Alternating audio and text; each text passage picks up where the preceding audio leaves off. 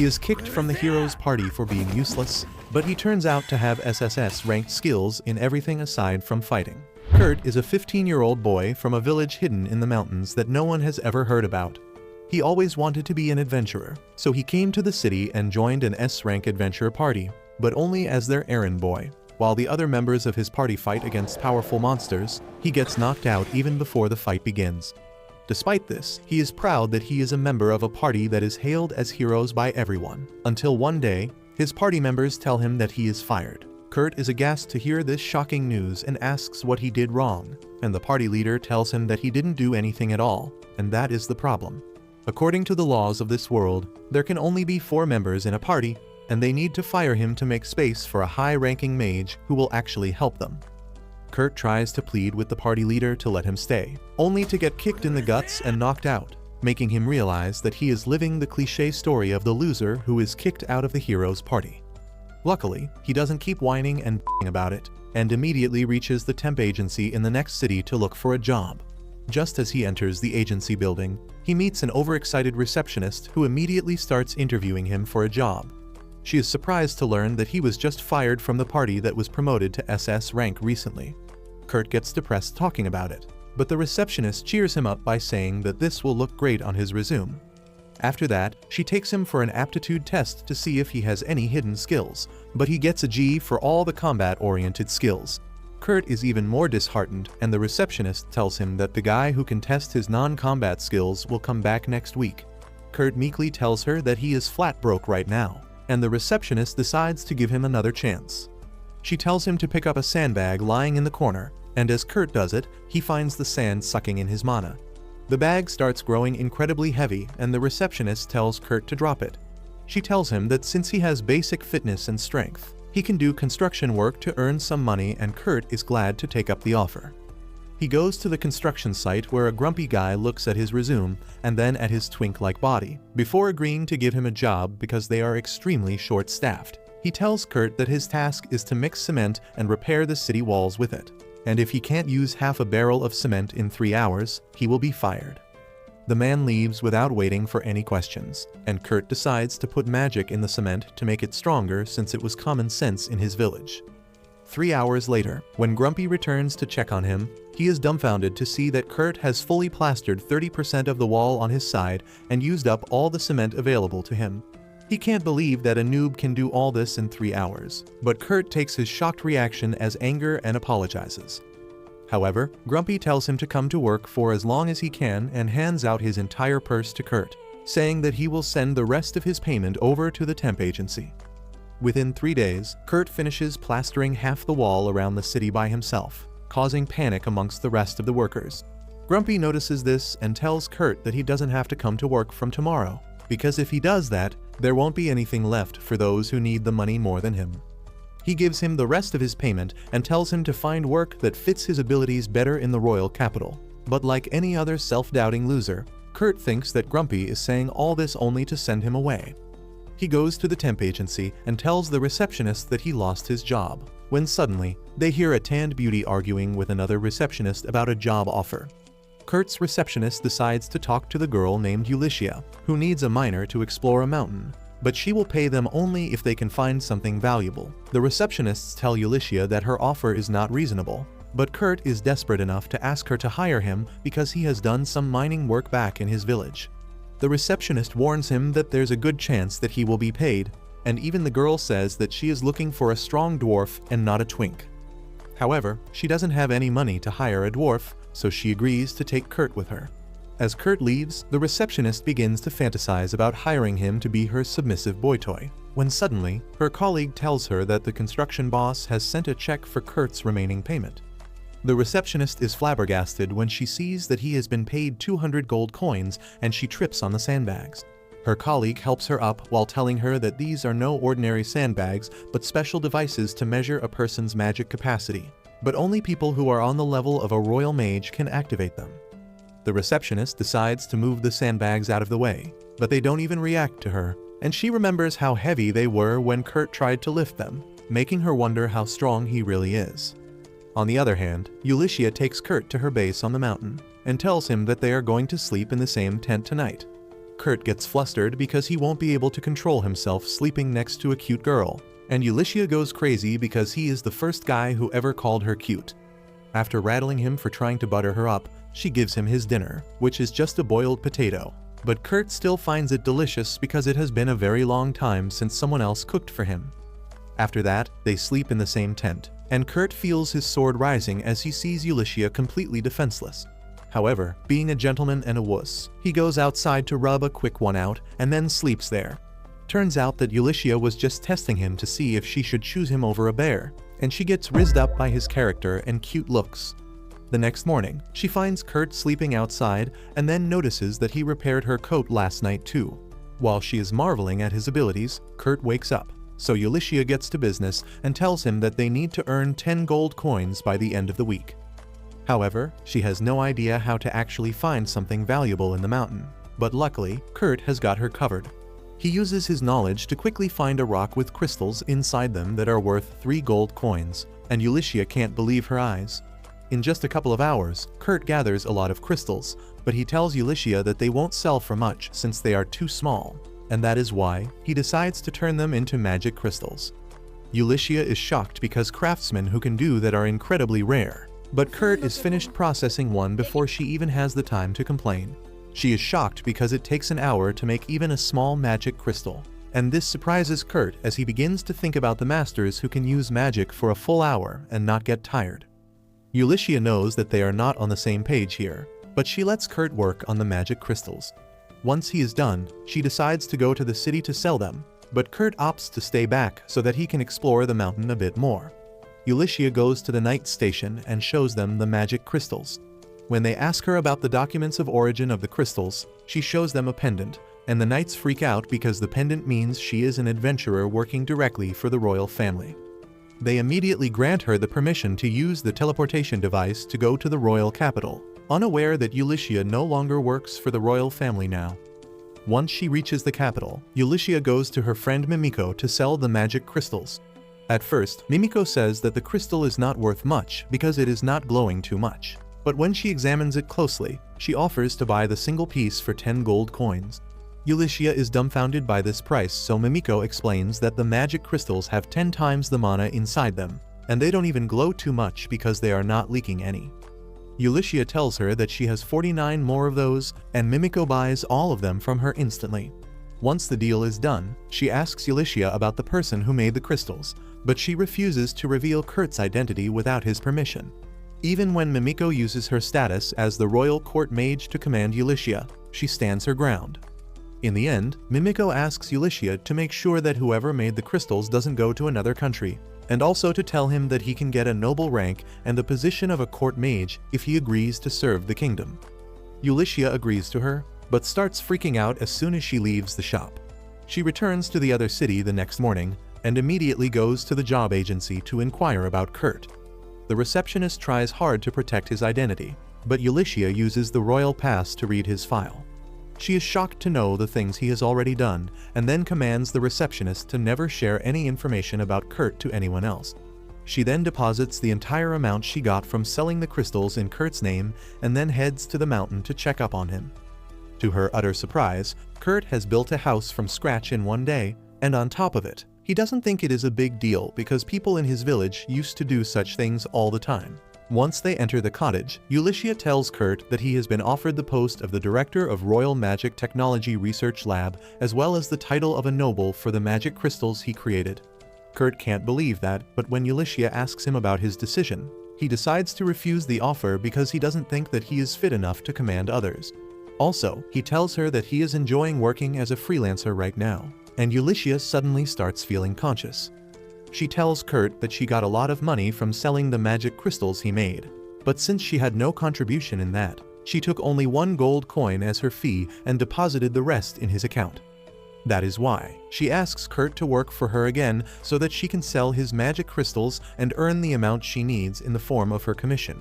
He eagerly tells her that he found another good spot to dig out minerals and says that he will get his tools ready, but Ulysses asks him to wait, thinking that he must be tired. Kurt tells her that he got a full 6 hours of sleep, and that totally confuses Ulysses because she doesn't understand how he can do that despite building the cabin. However, Kurt thinks that she is upset because he slept too much since he only got 4 hours of sleep when he worked with the S-Rank adventure party. After that, Kurt leads her to the spot he told her about and tells her to not dig any deeper than 50 meters. He leaves Ulysses at that spot and decides to keep digging at the place where they found the crystals earlier. A few hours later, Ulysses manages to dig a football-sized topaz out of the ground, and she is delighted because now she can earn money thanks to her own efforts. She then decides to check up on Kurt, and this time, she is sure that he must have dug a cave already. However, Kurt exceeds her expectations once again, and she finds that he has created a proper mine in the mountain, and even put glowing moss on the walls so that it doesn't need any additional light. Ulysses freaks out, and just then Kurt comes there with a crate of rocks in his hand. Ulysses eagerly asks him how work turned out for him, hoping that he wouldn't give her any more surprises. Kurt tells her that unfortunately he got a lot of useless stones and a little amount of the mineral he was looking for. Ulysses is low-key pleased on hearing that, but when Kurt tells her that the useless stones are called mithril, she is completely dumbfounded. Kurt says that in his village, they mined so much mithril that they just threw it away, and Ulysses feels her mind exploding because mithril is even more expensive than platinum and diamond. She falls to her knees in desperation, but then she asks Kurt what was the other ore he was looking for. As Kurt shows her a piece of the mineral called orichalcum, Ulysses recognizes it as the legendary mineral that is called the Metal of Gods. She asks him how did he find something so rare in this mountain, and Kurt tells her that orichalcum can be found anywhere in the world once you dig beyond 7 kilometers. Ulysses doesn't even have the energy to be surprised even more, and she just confirms that Kurt dug 7 kilometers deep into the ground and then returned to the surface in the time it took her to find one mineral. Just then, the golden rays of the sun enter the mine through the other side, and she realizes that Kurt dug a tunnel through the mountain while mining, but she accepts that as a very normal thing for him. Luckily, Ulysses can use the tunnel as a new path between the village and the nearby city as it cuts the traveling time down significantly. She decides to let licensed merchants use the tunnel to reach their destination quickly in exchange for a maintenance fee, which would be enough to cover her taxes and expenses. A couple days later, Kurt goes to the city where he runs into Bandana, one of the members of his previous party. Kurt gets excited to see her and asks if the rest of the party members are here too, but Bandana tells him that she has left the party. After Kurt was kicked out, the party struggled a lot in the missions and Bandana knew that they were done for. Then there was another incident where their party leader threw a tantrum after he didn't like the food of the most famous restaurant in the city. He trashed the place and left without paying the bill, and the guards started looking for him. He then ordered Bandana to find Kurt and bring him back to cook food for them at any cost. Bandana took his teleportation stone with the excuse of finding Kurt quickly, but she knew that the party leader was going to get arrested, and since their healer was summoned by the church, there wouldn't be any reason for her to return. However, she doesn't tell Kurt any of that and explains that she was fired too. He gets upset on hearing this because it means someone like him can never return to the party. He tells Bandana that he looked up to the party leader a lot, and she just scoffs because she knows something that no other member of the party knows. She decides to change the topic by telling Kurt that she is also a freelancer like him, and since they are in the same boat, they should help each other out. She tells him that one of her friends, who is an 8-Leer Meister, one of the 15 master craftsmen of the kingdom, needs some help urgently. She asks Kurt to help them for her sake, and the little pushover can't say no to her. He follows the map given to him and reaches the workshop of the master craftsman, where a cute elf opens the door. Kurt gets surprised, thinking that this lowly is the 8-Leer Meister, but she introduces herself as Michelle, the master craftsman's assistant. She happily takes Kurt inside as he tells her that he is here to help them on Bandana's recommendation. However, Kurt begins regretting it just as he enters the house, because it stinks worse than a bachelor's room. He finds that the entire place is covered in filth and Michelle tells him that she needs his help to clean it. Kurt realizes that he was called here just to help with the chores and not to help the master craftsman directly. Just then, the master calls Michelle to the workshop and she leaves Kurt to do his job. He immediately pulls out his cleaning gear and within 30 minutes, he turns the filthy kitchen spotless. After that, he decides to follow the direction Michelle went in and knocks at a door. A voice tells him to come inside, and Kurt obeys, only to find a girl changing clothes. He freaks out because of that, but the girl is completely unaware and defenseless. She doesn't mind Kurt staring at her as he nervously introduces himself, but then he notices a curse mark on her stomach. Kurt grows curious about it, and he asks for the girl's permission to inspect the curse mark. He thinks that she is in a terrible shape, but thankfully, she is still healthy enough to feel hungry. Kurt decides to cook something light for her and returns to the kitchen. On the other side, Ulysses takes the mithril and orichalcum that Kurt mined to her friend Mimiko, who tells her that the total value of the rare minerals is over 50,000 gold coins. Both of them agree that it is a ridiculously huge amount, and Mimiko begins to wonder how such a monstrous kid has stayed hidden from the world till now. Ulysses has no idea herself, but she reveals her plan to make Kurt an Atelier Meister and then become his bodyguard to keep him safe. But the biggest problem in her plan is that Kurt underestimates himself a lot. On the other hand, Kurt has finished preparing porridge for the cursed girl when Michelle returns to the kitchen with her master Ophelia. Both of them are surprised to see the kitchen clean, and Kurt apologizes to Ophelia for using the kitchen without her permission. He tells her that he was preparing food for the cursed girl, and Ophelia makes him promise not to tell anyone about her. With that, she gives Kurt his payment for the day and sends him off, feeling careless about letting an outsider like him meet the cursed girl Lies. Ophelia then returns to Liza's room, who is her only student. After she helps her dress properly, Ophelia tells Liz that she will test the porridge for poison, but she tells her that it is not necessary because she trusts Kurt. Ophelia agrees to her requests, and then Liz eats the porridge. She likes it a lot, but then suddenly, she starts groaning in pain and falls to the ground. Ophelia panics, thinking that Kurt really poisoned the food, but as she starts running to find an antidote, Liz stops her. She suddenly springs back on her feet and tells Ophelia that she is cured and shows her that the curse has vanished. Ophelia can't believe her eyes because she had been unable to lift the curse, and the rate at which Liz got better is really suspicious too. She immediately heads to the capital along with Liz and goes to Mimiko's shop. Mimiko asks Ophelia the reason she came here, when Liz suddenly reveals her face to them, and both Mimiko and Ulysses fall to their knees because Liz is actually the third princess of the kingdom. Ophelia explains that Liz's mother was from a neighboring country, and she is the only thing ensuring peace between the two countries. She was cursed by someone in an attempt to start a war, but today, the curse was suddenly lifted. Ophelia asks Mimiko to help her find who cast the curse, but Mimiko is more curious about how the curse was broken. Liz gladly tells them that it was because of a man named Kurt, and both Mimiko and Ulysses freak out on hearing that he is involved in this case too. Ophelia then explains that Liz broke free from the curse after she ate the porridge made by Kurt, and Ulysses wonders what other impossible things Kurt has done in the 6 hours she spent away from him. Mimiko suddenly speaks up and says that the person who placed a curse on Liz must have connections with a curse user and enough influence to interfere with the anti-curse barrier around the palace. She has 3 suspects that fit the criteria, and they include Sinova, the first general of the Royal Expeditionary Forces, Pope Tristan of the Poland Church, and Isidora, the third queen of the kingdom. While Ophelia and Liz agree that Tristan and Isidora can tamper with the anti-curse barrier, they don't think that Sinova can do that. Ulysses replies that Sinova has connections with the Thieves' Guild, and they are experts at this sort of thing. With no way to pinpoint the exact culprit, Ophelia comes up with a plan.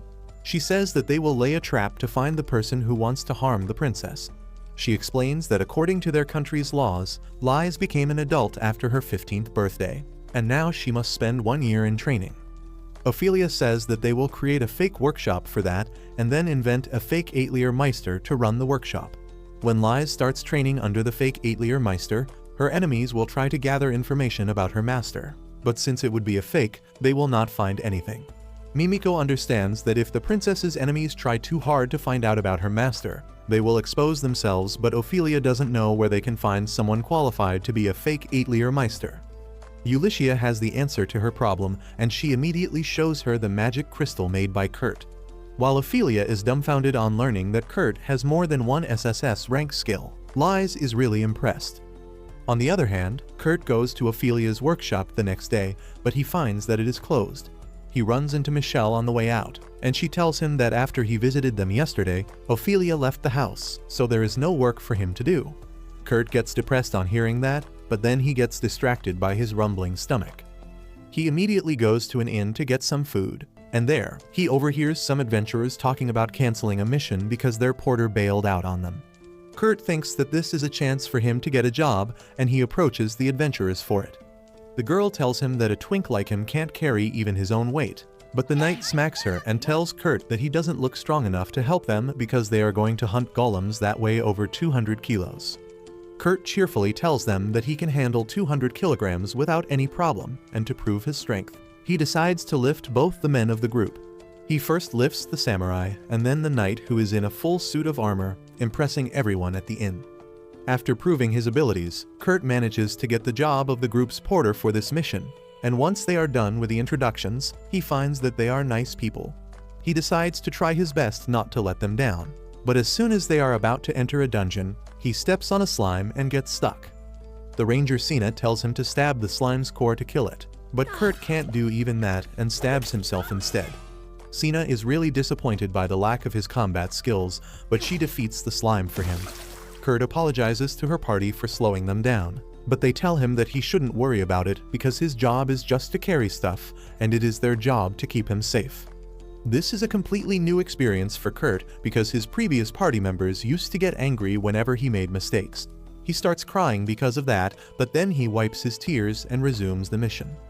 Once they reach the cave, Sina spreads glowing moss around to give them better visibility, and Kurt spots some fresh goblin poop. The adventurers tell him that they can handle a couple of goblins with ease, but they will have to run away if they come across a group. They move ahead with that, and Kurt finds something on the cave's wall when suddenly the adventurers spot a goblin. They kill it immediately, but the goblin calls its friends before dying. Soon, the sound of goblins starts coming from both directions, and the adventurers realize that they have no way to escape now. Kurt tells them that he has found a secret passage they can use to escape, but the adventurers decide to do something else instead. As soon as Kurt opens the secret door, Sina goes after him, saying that she will help him find the exit, but instead, she shuts the door. Kurt gets confused about what she is doing, but then the warrior and the samurai from the other side tell him that there is no way they can escape with goblins coming from both sides. That is why they have decided to stay and stop the goblins while Kurt and Sina find a way out.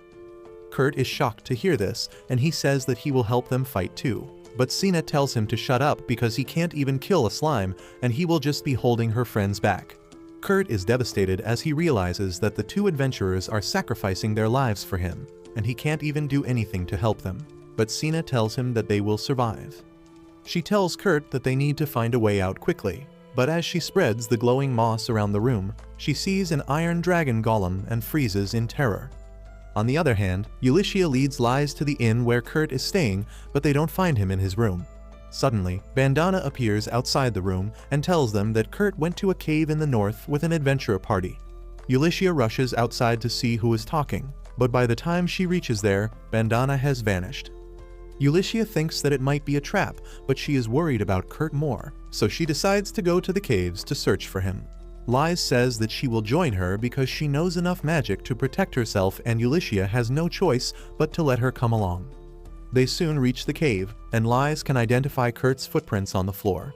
Once the hard floor begins and the footprints end, she uses a magic spell to boost her senses, and Ulyssia thinks that the princess will improve her hearing to find Kurt.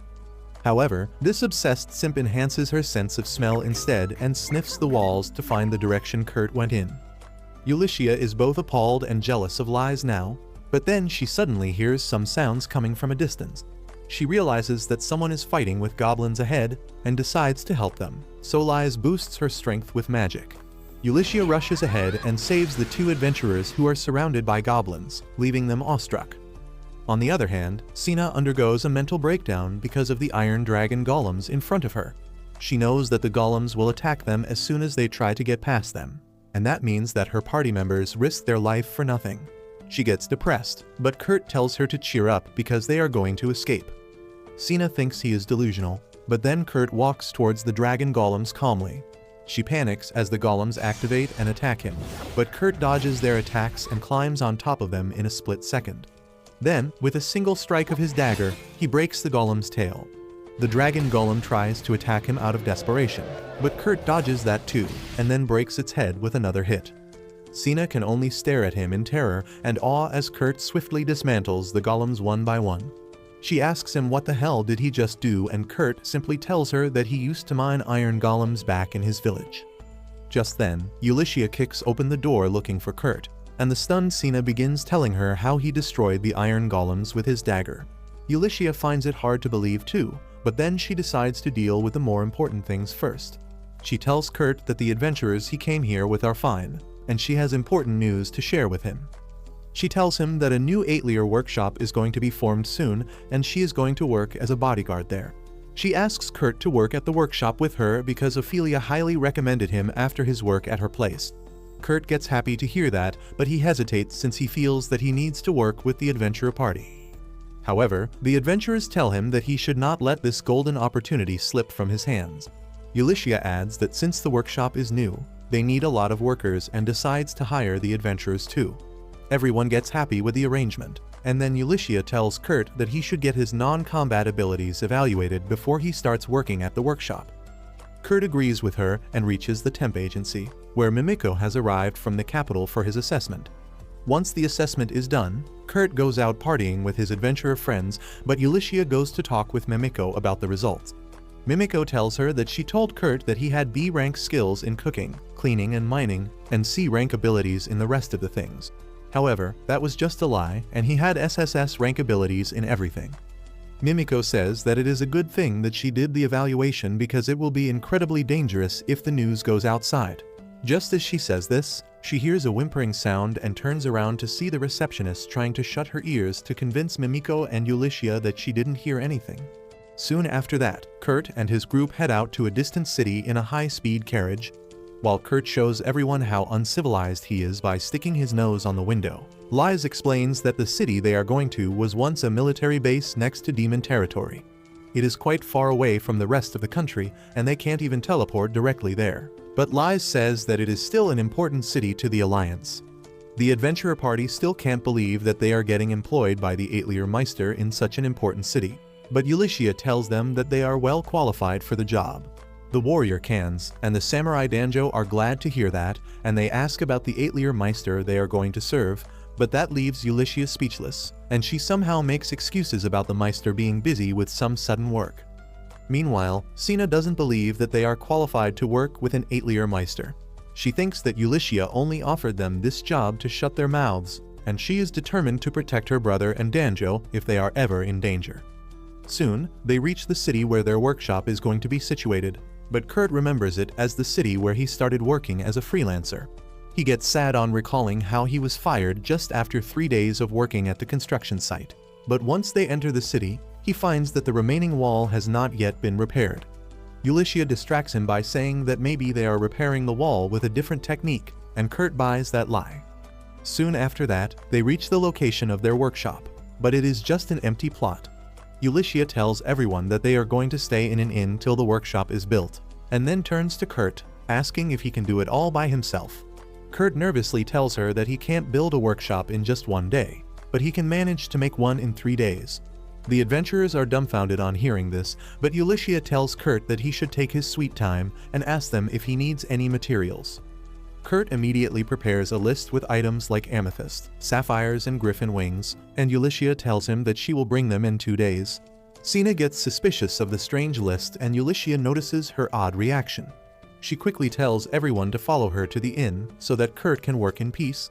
She also asks Kurt to come to the inn for meals and rest, and he agrees. With that, everyone else goes to the inn and Ulyssia calls a meeting with the adventurers to fill them in about the important details. She introduces herself as an adventurer formerly working for the royal family, and then Liz introduces herself as the 3rd princess of the country. The adventurers' jaw drops on hearing this, and they ask if Kurt is a noble too. Ulyssia says that even they don't know Kurt's real identity, but they know that his combat skills are all G rank, and all other skills are of SSS rank. She says that they have not told Kurt about it because he would not believe it, but that makes Sina angry. She lashes at Ulyssia, saying that she is exploiting Kurt by hiding the truth from him, and then turns to her brother for support.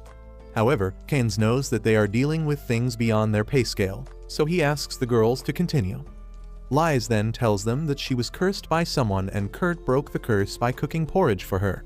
That is why they decided to set up a workshop in this distant town, so that they can hide their identity from the world and force the person who cursed her to come looking for her. Liz explains that Kurt knows nothing about this, and he is not even aware that she is a princess, but he still helped her without asking for anything in return.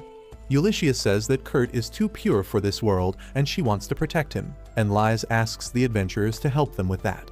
Danzo and Kenz immediately agree to their request because Kurt is their friend, but Sina still doesn't trust them yet.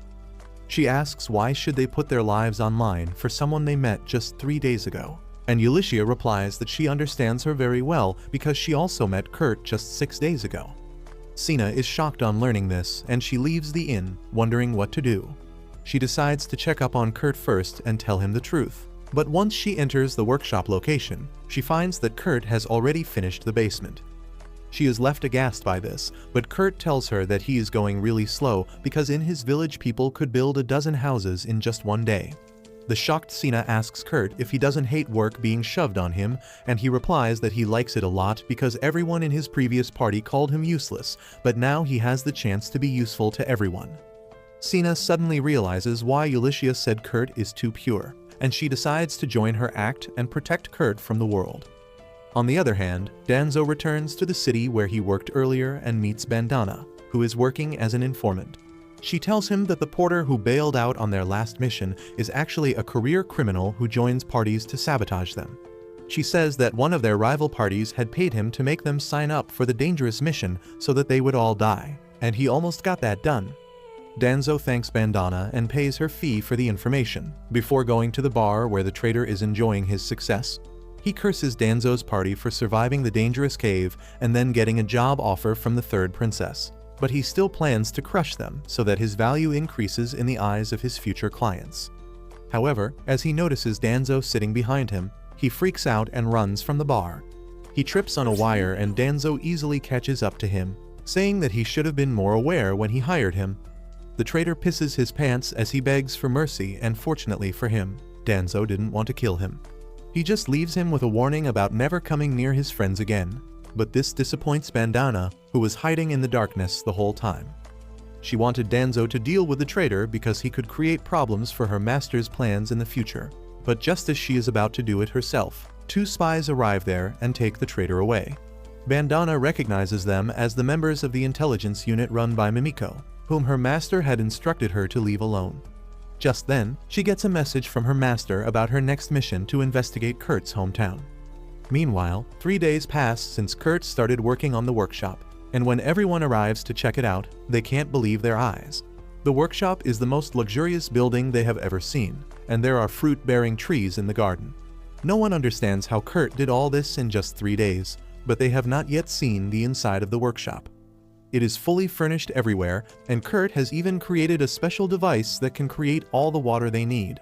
That is the part that confuses everyone the most, and they ask Kurt to explain how he made it. He tells Ulysses that he turned the gemstones he ordered into magic crystals so that they can provide water, light, and heat to the building throughout the year. He has also built private rooms for everyone and a lavish office for the Atelier Meister.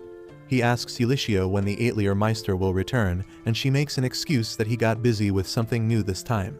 She then asks him where is his room, and he replies that since he is just in charge of errands, he doesn't need a room, so he is going to stay in the empty kitchen closet. Everyone freaks out on hearing this, and then Ulysses and Lies tell him to use the office as his room, because it is going to be empty for the time being. It takes 2 hours of convincing from everyone to get Kurt to agree to use the office as his room. Ulysses then asks him if he can create a barrier to protect the house from curses, but that is beyond Kurt's expertise. Ulysses has to use the old-fashioned way of putting warding circles all over the house to protect Lies and others from curse, but she gets startled when Lies opens her door, expecting that it is Kurt who is here to sneak into her bed at night. However, the next morning, as everyone gets busy enjoying the food prepared by Kurt, he goes on a mission to clean the warding circles, thinking that they are graffiti. Ulysses rushes to stop him, but she is too late and Kurt cleans the last circle in front of her eyes, even though Mimiko had said that they are impossible to remove. She somehow makes up a story to explain those circles to Kurt, but then she starts worrying because she doesn't have any more of them, and if someone targets the princess now, she is the only one who can protect her. A few days pass since that incident, and fortunately, there have been no attacks on Liza's life. Ulysses is relieved that the princess looks completely fine, even though Kurt erased the magic circles to ward off curses. She wonders if it is because their enemies don't know about her location, or if Kurt's cooking is simply nullifying all the curses cast on her without letting anyone know. Also, Mimiko has arrived in the city and spread her network of spies to catch their enemies, and Ulysses thinks they can rest assured for the time being. She then tastes the cake Kurt has made and loses her mind over how delicious it is. Lies also praises the cake, and Kurt tells her that he made it using rice flour. Lies remarks that he is great at making rice dishes because it was his rice porridge that broke her curse. She asks him to prepare that any time she falls under a curse, but Kurt tells her that there is no need for that because she will not be cursed again. Ulysses is surprised to hear this and asks Kurt how can he say that so confidently because earlier he told them that it was difficult to create a barrier to protect against curses. Well, Kurt tells her that it is indeed difficult to create a barrier to ward off curses inside the building, because the building itself is a barrier that reflects all curses. Kurt explains that he can't create another barrier inside of it, which is why he made his earlier statement. He adds that he tweaked the function of the barrier a little, and instead of reflecting the curse on the user, it makes them shine brightly because he doesn't want anyone to get hurt by the curse. Ulysses immediately leaves to inform Mimiko and others about this, and Kurt asks Lies if she would like to go shopping with him. Lies gets sad on hearing this because despite wanting to go with him, she cannot leave the safety of the building. On the other hand, General Allraid and his assistant are patrolling the city walls because of a thick fog surrounding them. The general has a feeling that something bad is going to happen, but his assistant tells him that they shouldn't worry too much because the city walls were repaired properly. He reminds Allraid that he acted as the project supervisor himself, and the general replies that he did it to make sure there were no enemy spies who compromised the city's safety. Meanwhile, Mimiko, Ophelia, and Ulysses find a curse user who is glowing even after his death. Mimiko tells them that he was already dead when her spies found him, and Ophelia remarks that Kurt created a really strong reflecting barrier that works even when the target is dead. She says that if Kurt fully cooperates with them, they can solve this problem in just one day, but Ulysses is against it because she doesn't want to put him in any danger. Suddenly, they hear the city alarms going off as an army of skeleton monsters approaches the city walls. General Allraid and his assistant panic on seeing this, but they quickly gather the soldiers. Allraid decides to stay back and defend the city with his life and asks his assistant to evacuate people. But then suddenly the skeletons walk right into the wall and vanish. Everyone is confused about what is happening, and even Ulysses and others get this report through her spies. Ulysses suddenly realizes that the monsters are disappearing after being absorbed into the western side of the wall, which was the part Kurt repaired. Soon, the first wave of monsters is completely absorbed into the wall, but more of them are going to arrive soon. The one behind the attack is Marlefus, the healer of Kurt's former party, who was exiled by the bishop after the party leader was arrested. Marlefus tried explaining that she had nothing to do with that, but the Hippo Bishop told her that her actions have brought shame to the church. However, he gave her a chance to redeem herself and also get promoted to an official priest. Marlefus was eager to know more, and the bishop poured an expensive wine before telling her about the mission. As soon as Marlefus drank the wine, the fat bastard told her that her mission is to help him assassinate the third Princess Lies. She was stunned to hear that, and the very next moment, a curse took over her body. The bishop told her that the wine was cursed and now she cannot consume anything except water till she killed Lies. Marl accepted the mission, believing that she should follow the bishop's orders because he is a representative of their god. However, she soon realized that the bishop had made a deal with the demon to assassinate Lies, but it was too late to change her decision by then. In the present, the demon absorbs her magic power to summon more skeletons, and Lies realizes that she has been set up as a sacrifice. The next day, Ulysses tells Lies and Kurt about the attack of the skeleton monsters that are coming from nearby ruins. She says that the moment the skeletons touch the wall, they were destroyed, and Kurt replies that it is common sense in his village that skeletons are purified when they touch walls.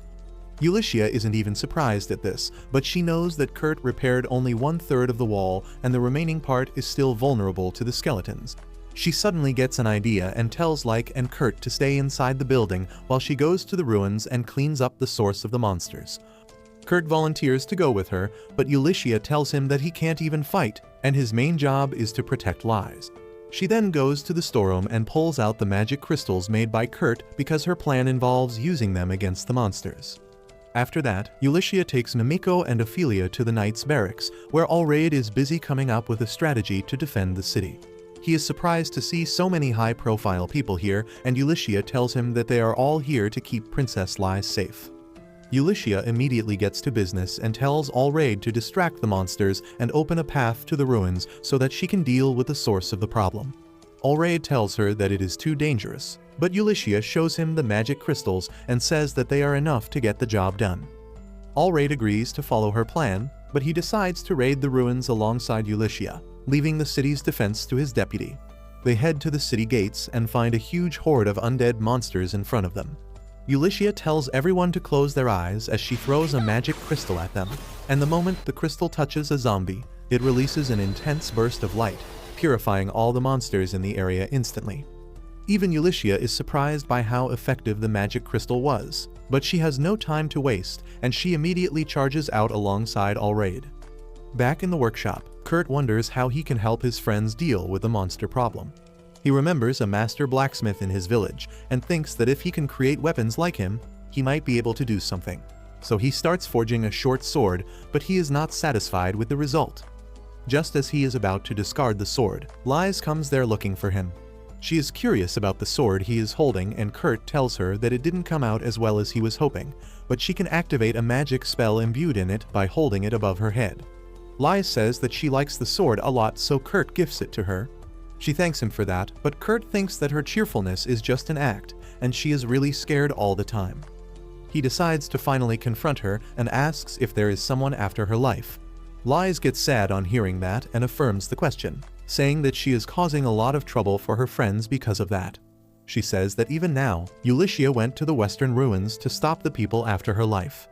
Kurt suddenly remembers that he once went to the same ruins with his former party, and it was the perfect place for drawing on the walls. He thinks that the one after Lise's life is the small graffiti monster that Ulysses told him about, and he wonders if he is so weak that he can't even fight it. Lise tells him that she also wants to fight her enemies so that her friends don't have to risk her life, and Kurt sympathizes with her because he also feels powerless. He tells Lise that they should go to the ruins and defeat the monster themselves, but she is not so sure about it. She tells him that the monsters have surrounded the city from all directions, but Kurt tells her that they can always find new ways to reach the ruins and deal with the enemies. Lise gets dressed to go to the ruins because she needs to serve the look before fighting. She then looks at the knife that Kurt just gave her and remembers that he told her that it has a magic spell that activates when she holds it over her head. She is curious about the magic, so she unsheaths the knife and holds it over her head, but nothing happens, and then Kurt tells her that they should leave now. However, just as she turns around, she sees something surprising. Meanwhile, Ulysses and Allraid fight through hordes of zombies as they try to reach the ruins. They keep getting overwhelmed by the zombies and other monsters, even though the vice captain is distracting most of them. Ulysses thinks that they need to hurry up and find the source of all these monsters when suddenly, she hears Allraid groan in pain. She turns around to see him injured, but as she tries to go and help him, a bunch of monsters gang up on her. She is about to reach for a magic crystal when suddenly, the adventurers hired by their workshop come to support her, while Cans and Danjo help fight the monsters, while Cena confirms that the monsters are indeed coming from the ruins ahead and they must be located somewhere underground. Ulysses tells everyone to close their eyes before throwing a magic crystal on the ground to destroy the monsters using its light, and then the group heads towards the ruins. Ulysses gives Allraid a test tube, telling him that it is just soup made from medicinal herbs, but as soon as he drinks it, his wounds heal without even leaving a scar. Allraid can't believe that this medicine is just soup, but the adventurers tell him that he will keep being surprised by what Kurt can do. Just then, a bunch of monsters come out of the ruins and Cans tells Ulysses to leave them to his team. The three of them charge towards the monsters while Ulysses and Allraid slip past them and enter the ruins. Meanwhile, Marl starts feeling really weak, and she figures out that if the demon uses her power to summon monsters for 2 more waves, she will die. The demon decides to check the progress of his minions and finds them surrounding the vice commander, who uses a magic crystal to destroy them completely. He doesn't understand what is happening, and even Marl is confused because she has never seen a magic crystal that can do that. The demon then finds that 2 people have entered the ruins, and he thinks that they deserve a personal welcome from him. Meanwhile, Ulysses and Allraid reach the center of the ruins, and they find the room from where monsters are being spawned. Ulysses throws a magic crystal on the floor and the monsters vanish, but she is not sure if she dealt with the root of the problem. As the two of them walk ahead, the demon comes up to greet them. Ulysses says that he is the last boss that they need to defeat and charges towards him. She tosses a magic crystal in air and then slashes it, creating an intense burst of light. However, that is not enough to exorcise the demon, and he tells Ulysses that her attack would have been very dangerous for him if he didn't have infinite lives. Just then, Allraid attacks the demon lord, who doesn't even bother dodging because his wounds heal instantly. He tells Ulysses and Allraid that they are not bad for humans, and then shows them a visual of the knights struggling against the monsters. The demon calls them stupid for risking their life to protect the city and the princess, but Allraid declares that his knights will never let a demon do whatever he pleases. The demon decides to defeat them completely and summons some powerful monsters, saying that the adventurers at the gate of the ruins won't be able to stop it, and the monster will eventually reach the city wall and destroy it. Ulysses and Allraid attack the demon while he is in the middle of his villainous monologue, but the demon just picks up its head and reattaches it like he is made of Lego. Ulysses starts getting afraid now because no matter what they do, they can't seem to hurt the demon, and if his monsters really breach the city's defenses, a lot of innocent people will die. The demon enjoys the look of despair on her face and tells her that her fears will soon come true. Meanwhile, Marl is really exhausted and hungry in the summoning room. She doesn't have the strength to run away or to erase the magic circle, and she wishes to eat Kurt's homemade cooking one last time. Suddenly, she hears Kurt's voice saying that they should dig around here, and she thinks that she is hallucinating him. However, moments later, Kurt breaks through the floor of the ruins and climbs up. He is surprised to see Marl there, and she is surprised as well. Kurt then helps Lies up, and Marl thinks that Kurt knows that she is behind the assassination attempt on the princess, and he brought the princess here to convince her otherwise. Lies asks Kurt about the woman lying on the magic circle, and he tells her that she is a nun and the healer of his former party. Marl says that she is a former nun because she has been exiled from the church, and Kurt asks if this is why she was targeting Lies. Marl decides to tell him the truth that Bishop Tristan is behind this, but Kurt doesn't even hear her out and asks if she went crazy because of being fired and started drawing weird circles everywhere.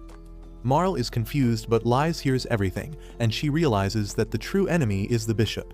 Kurt lashes at Marl for graffitiing everywhere, and Lies thanks him for getting angry on her behalf. Marl doesn't even understand what the two morons are talking about, and then Kurt asks her where is Ulysses, because she should have come here already to clean this stuff up.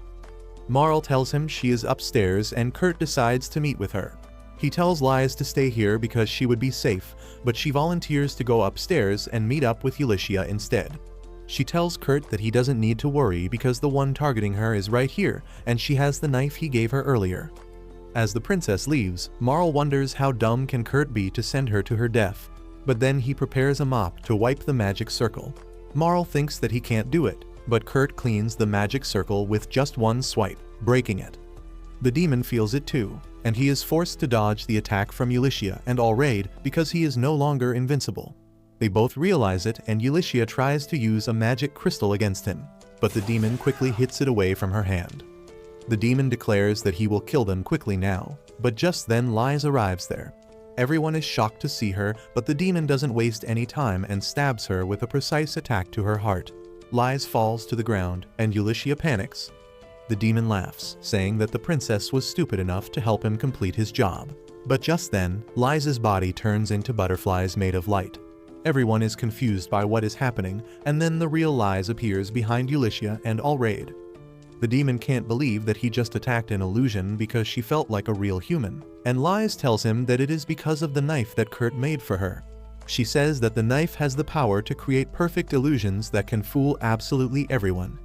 The demon immediately attacks her again, but it turns out to be an illusion too. The real Lies appears right next to the magic crystal and shatters it, and the demon screams in pain as the light destroys him. Kurt hears the screaming from downstairs, and he wonders what the hell is going on. Meanwhile, the monsters summoned by the demon also vanish immediately after his death, and everyone feels relieved. However, Ulysses is angry at Lies for risking her life and coming to the ruins. She lashes out at her, and Lies apologizes, saying that she felt that she had to do something. And then Ulysses says that she doesn't need to apologize because she really saved their asses. Allraid agrees with her and thanks the princess for saving his life, but she tells him to stop acting so formally. She says that they both did a great job to protect the city and promises to reward them. And Allraid immediately asks for a huge amount of alcohol to party with his boys. Back in the basement, Kurt finishes cleaning up the magic circle and Marl feels really hungry because of the curse cast on her. Kurt hears her stomach rumbling and offers her some rice balls he made. Marl thinks that she will just puke it out right after eating because of the curse, but she still wants to taste Kurt's cooking one last time. She takes a bite of the rice ball and finds that it is incredibly delicious, and the next moment, her curse vanishes too. Marl can't believe it, but now it makes sense to her how Kurt could simply erase the magic circle. She realizes that it was Kurt who was protecting their party all along, and they took his kindness for granted. She begins crying tears of regret and apologizes to Kurt, and he tells her that it is fine since she has learned her lesson. Just then, Lies and Ulyssia arrive there, and before they can reach Marl, 2 spies from Mimiko pop out of the hole to arrest Marl. As they take her away, Marl hopes that Kurt will defend her, but he just promises to bring her favorite bread to her when she is in prison. After that, Lies and Kurt check up on each other and Ulyssia can't believe that these 2 clueless buffoons saved her. Anyway, she puts her arm around Kurt and tells her that they should head home. Later that night, a party is thrown for all the knights, and they keep eating food with full focus. Kurt gets worried because he cooked the food and to him, it seems that the knights are forcing themselves to eat the food because they are not even talking. He nervously asks if he should prepare something different, but Allraid tells him that he doesn't need to worry because the food is so delicious that the knights can't focus on anything else. Kurt is glad to hear that, and he thinks that the supervisor from his construction job is a nice dude. However, when he learns that he is actually the general of the city, he is really shocked. Allraid asks him if he likes this city and Kurt says that he really loves it because it is a nice place to be. He says that it must be because the general is so good at managing it. But then his assistant comes there and says that Allraid sucks at admin jobs. Allraid just elbows him into silence, and then suddenly, a fireworks show starts. Everyone is mesmerized by it and Kurt is glad to hear their reviews because he was the one who prepared the fireworks. Suddenly, Allraid and his assistant notice that their wounds from the battle today have healed and Kurt asks why are they so surprised because it is common sense that wounds vanish after a good meal. Soon after that, Kurt and others take a carriage to reach a nearby village, but he falls asleep during the journey and dreams of his childhood. 10 years ago, when he was a cute kid in his mysterious village, he met a dragon girl, who was the daughter of a traveling merchant that often came to their village. The young Kurt excitedly went to talk to her, but she didn't respond no matter what he said. He was about to cry, when suddenly, the girl named Hilda said that her father asked her not to talk to the people of this village because they are weirdos, and she may pick up strange habits from them. She declared that she was just talking out loud to herself and Kurt was really happy to hear that she was using a loophole to talk to him. Soon, they became good friends and Hilda completely forgot about her father's advice as she started playing with Kurt. They rode a golem to the nearby mountains because Kurt wanted to show her a rainbow-colored flower. But Hilda got down before him and ate some red berries that looked tasty. Unfortunately, the berries were poisonous and she immediately collapsed on the ground. Kurt rushed to her side and found what happened, but luckily, he knew how to create a medicine for the poison. With the determination to save Hilda, he created the medicine and then decided to feed it to her with a kiss. Just as he reaches this part, Ulyssia asks him to wake up because they are at their destination. Ulyssia then goes to talk to the village chief, who is freaked out because of the lack of water in the village.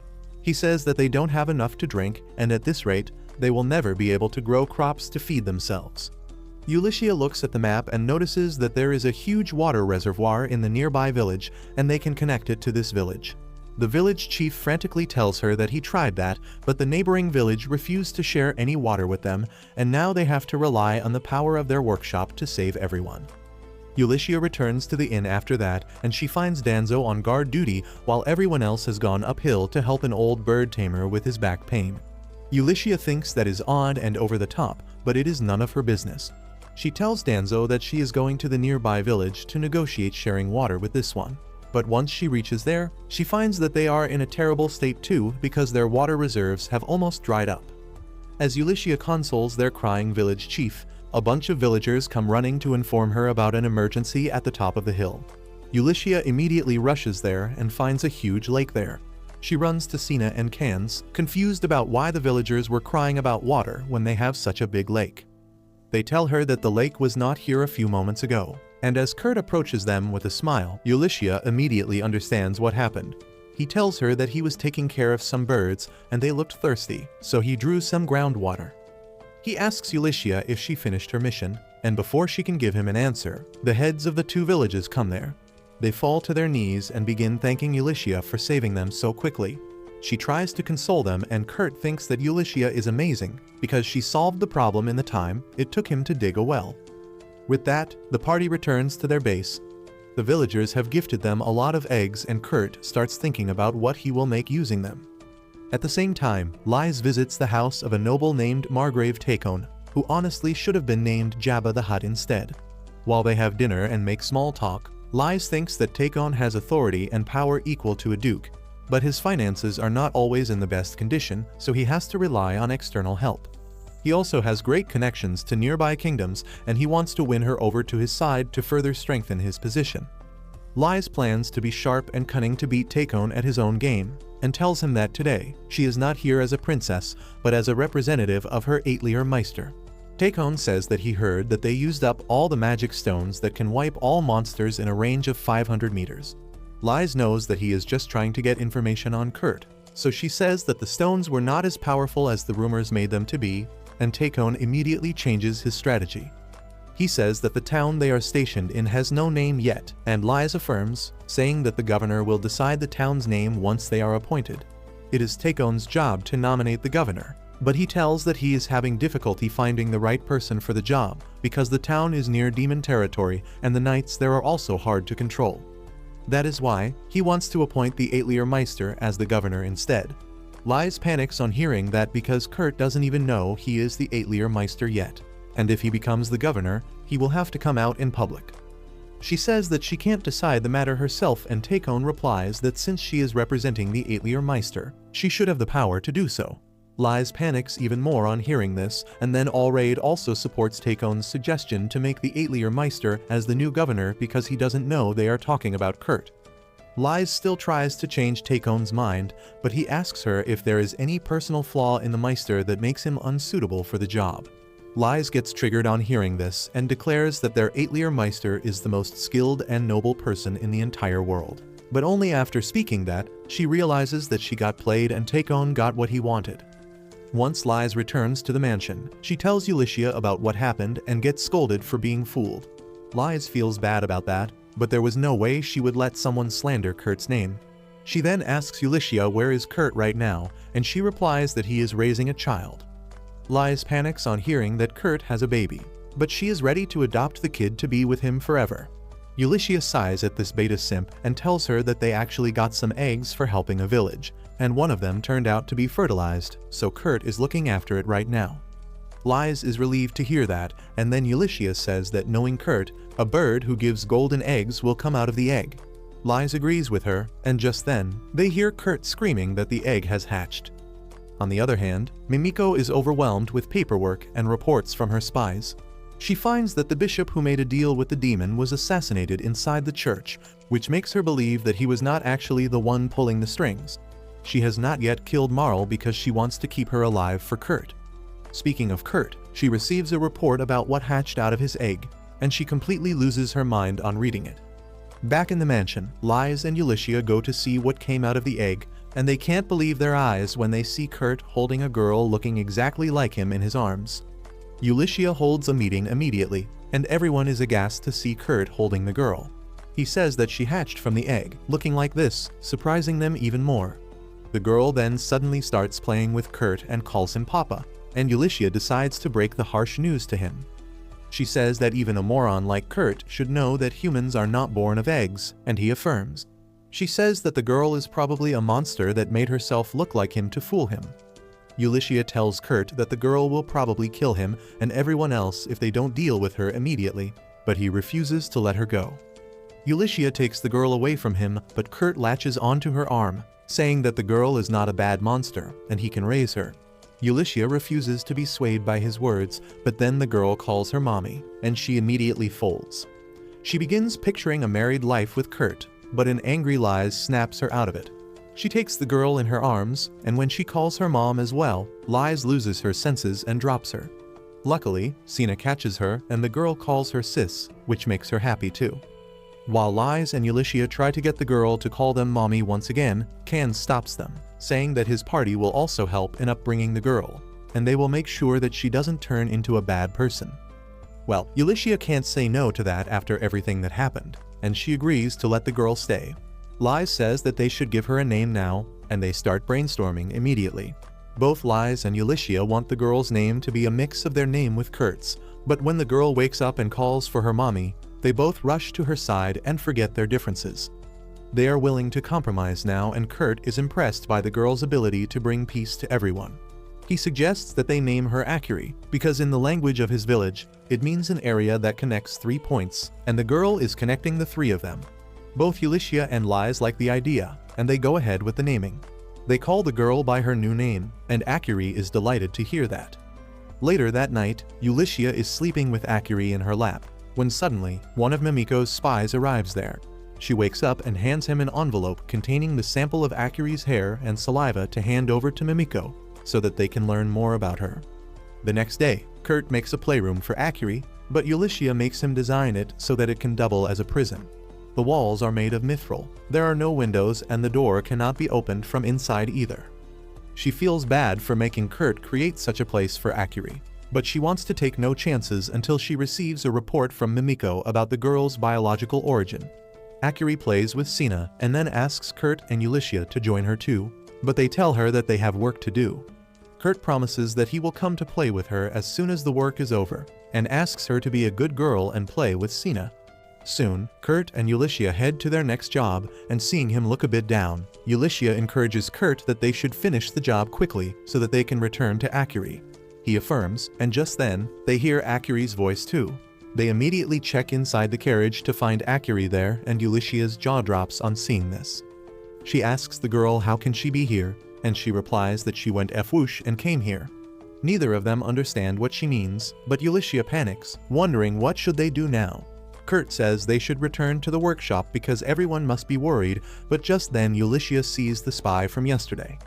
The spy disguises herself to look like an ordinary person, and Ulysses goes to talk to her, telling Kurt that she will ask the woman to relay a message to the workshop.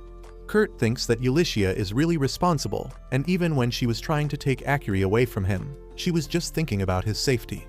He wonders how can he help her because if Akiri turns out to be a monster, he won't be able to do anything. He gets sad on thinking that, but Ulysses returns, saying that neither of them are wrong about the girl yet, and they should try their best to make sure she turns out to be a good person. With that, they head to the next village, where an old man welcomes them, calling them the team of heroes that will defeat the Demon Lord and bring peace to the world.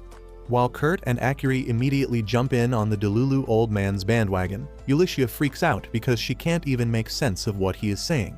Ulysses tells Kurt to calm down when she is the one panicking.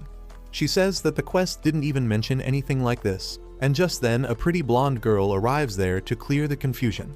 She tells Ulysses that she was the client who put in the request, and the old man here is her father-in-law, who always wanted to be one of the important NPCs in the story who give important missions to heroes.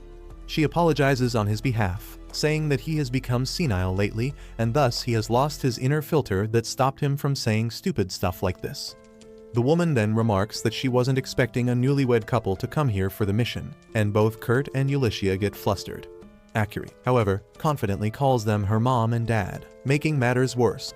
Kurt panics, thinking that Ulysses will feel insulted that she is being called his wife, and even worse, she is being called a mother when she is so young.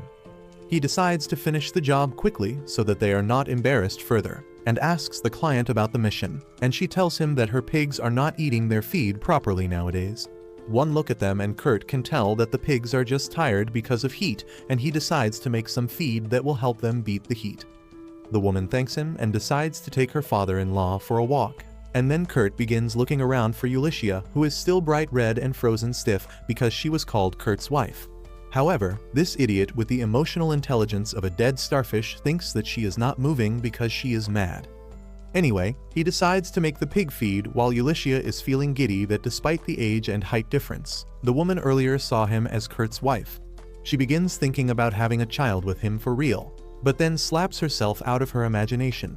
She tries to calm herself down, thinking that she just needs to protect Kurt from the world. But as she sees him working happily, she feels a sharp ache in her heart. Just then, a huge blue dragon flies over her and Ulysses panics because it is heading right towards Kurt and Akiri. She chases after the dragon and yells at Kurt to warn him. However, as the dragon comes down, Kurt asks Ulysses to stop and put her sword back. She is still worried about Akiri when the dragon lands in front of her, but instead of attacking anyone, it silently starts eating the pig feed. Ulysses can't understand what is going on and Kurt says that she might not know it because she is from the city. But in villages, it is common for dragons to come and ask for a share when someone is preparing animal feed. Akiri asks Kurt if this is just a big doggy, and he tells her that it is actually a baby dragon. While they are talking about the dragon, Ulysses suddenly smells blood, and she decides to investigate the matter alone. She soon finds one of Mimiko's spies on the ground, unconscious and bleeding out. She wonders who could have done this when she notices someone hiding behind the bushes.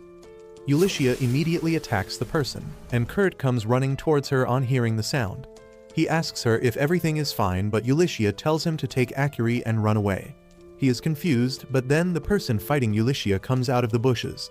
Ulysses steps in between Kurt and the demonic Wolverine baddie, who tells them to hand over the kid.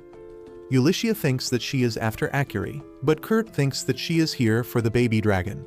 He asks the demon if she is a dragon hunter, but Ulysses can tell that she is not a dragon hunter, but something worse. She once again tells Kurt to run, and as he tries to protest, the baby dragon grabs his collar and flies away with him. Ulysses is not really surprised that Kurt managed to tame a dragon in such a short time, but she has no time to be distracted as the assault mommy attacks her. She soon realizes that she is not strong enough to face her and gets kicked in the gut. The demon approaches her to finish the job and luckily, Ulysses manages to get away using a rake as a prop. She then asks the demon that when she asked them to hand over the child, was she talking about the baby dragon or Akiri? However, the woman remains silent and then tells her that there is no point in knowing that now because she is going to be dead soon. Ulysses realizes that she can't even buy time at this rate, and then the demon fighter attacks, quickly disarming her. She then slashes Ulysses, making her fall to her knees, but as she returns to finish her for good, Ulysses throws a magic crystal at her that explodes when the demon tries to cut it. The explosion turns the whole area upside down, and Ulysses is confident that the fight is over now. However, the demon mommy comes out of the ground immediately, and this time, her horns are clearly visible. Ulysses panics when she realizes the true nature of her enemy, and she loses all hope of winning against her. She wonders why a demon would come out in the open, and the demon mommy says that she is indeed powerful to have given her such a deep wound. She says that now she understands how Ulysses and her group defeated a demon lord, and that makes her realize that she was watching them even before the city was attacked. She wonders if the demon is here for Akiri or for Kurt because frankly speaking, he is a kid himself. She realizes that she doesn't have any more weapons and at this rate, she is going to die. She just hopes that Kurt reaches the workshop quickly and stays safe there because eventually Mimiko and others will realize what happened here.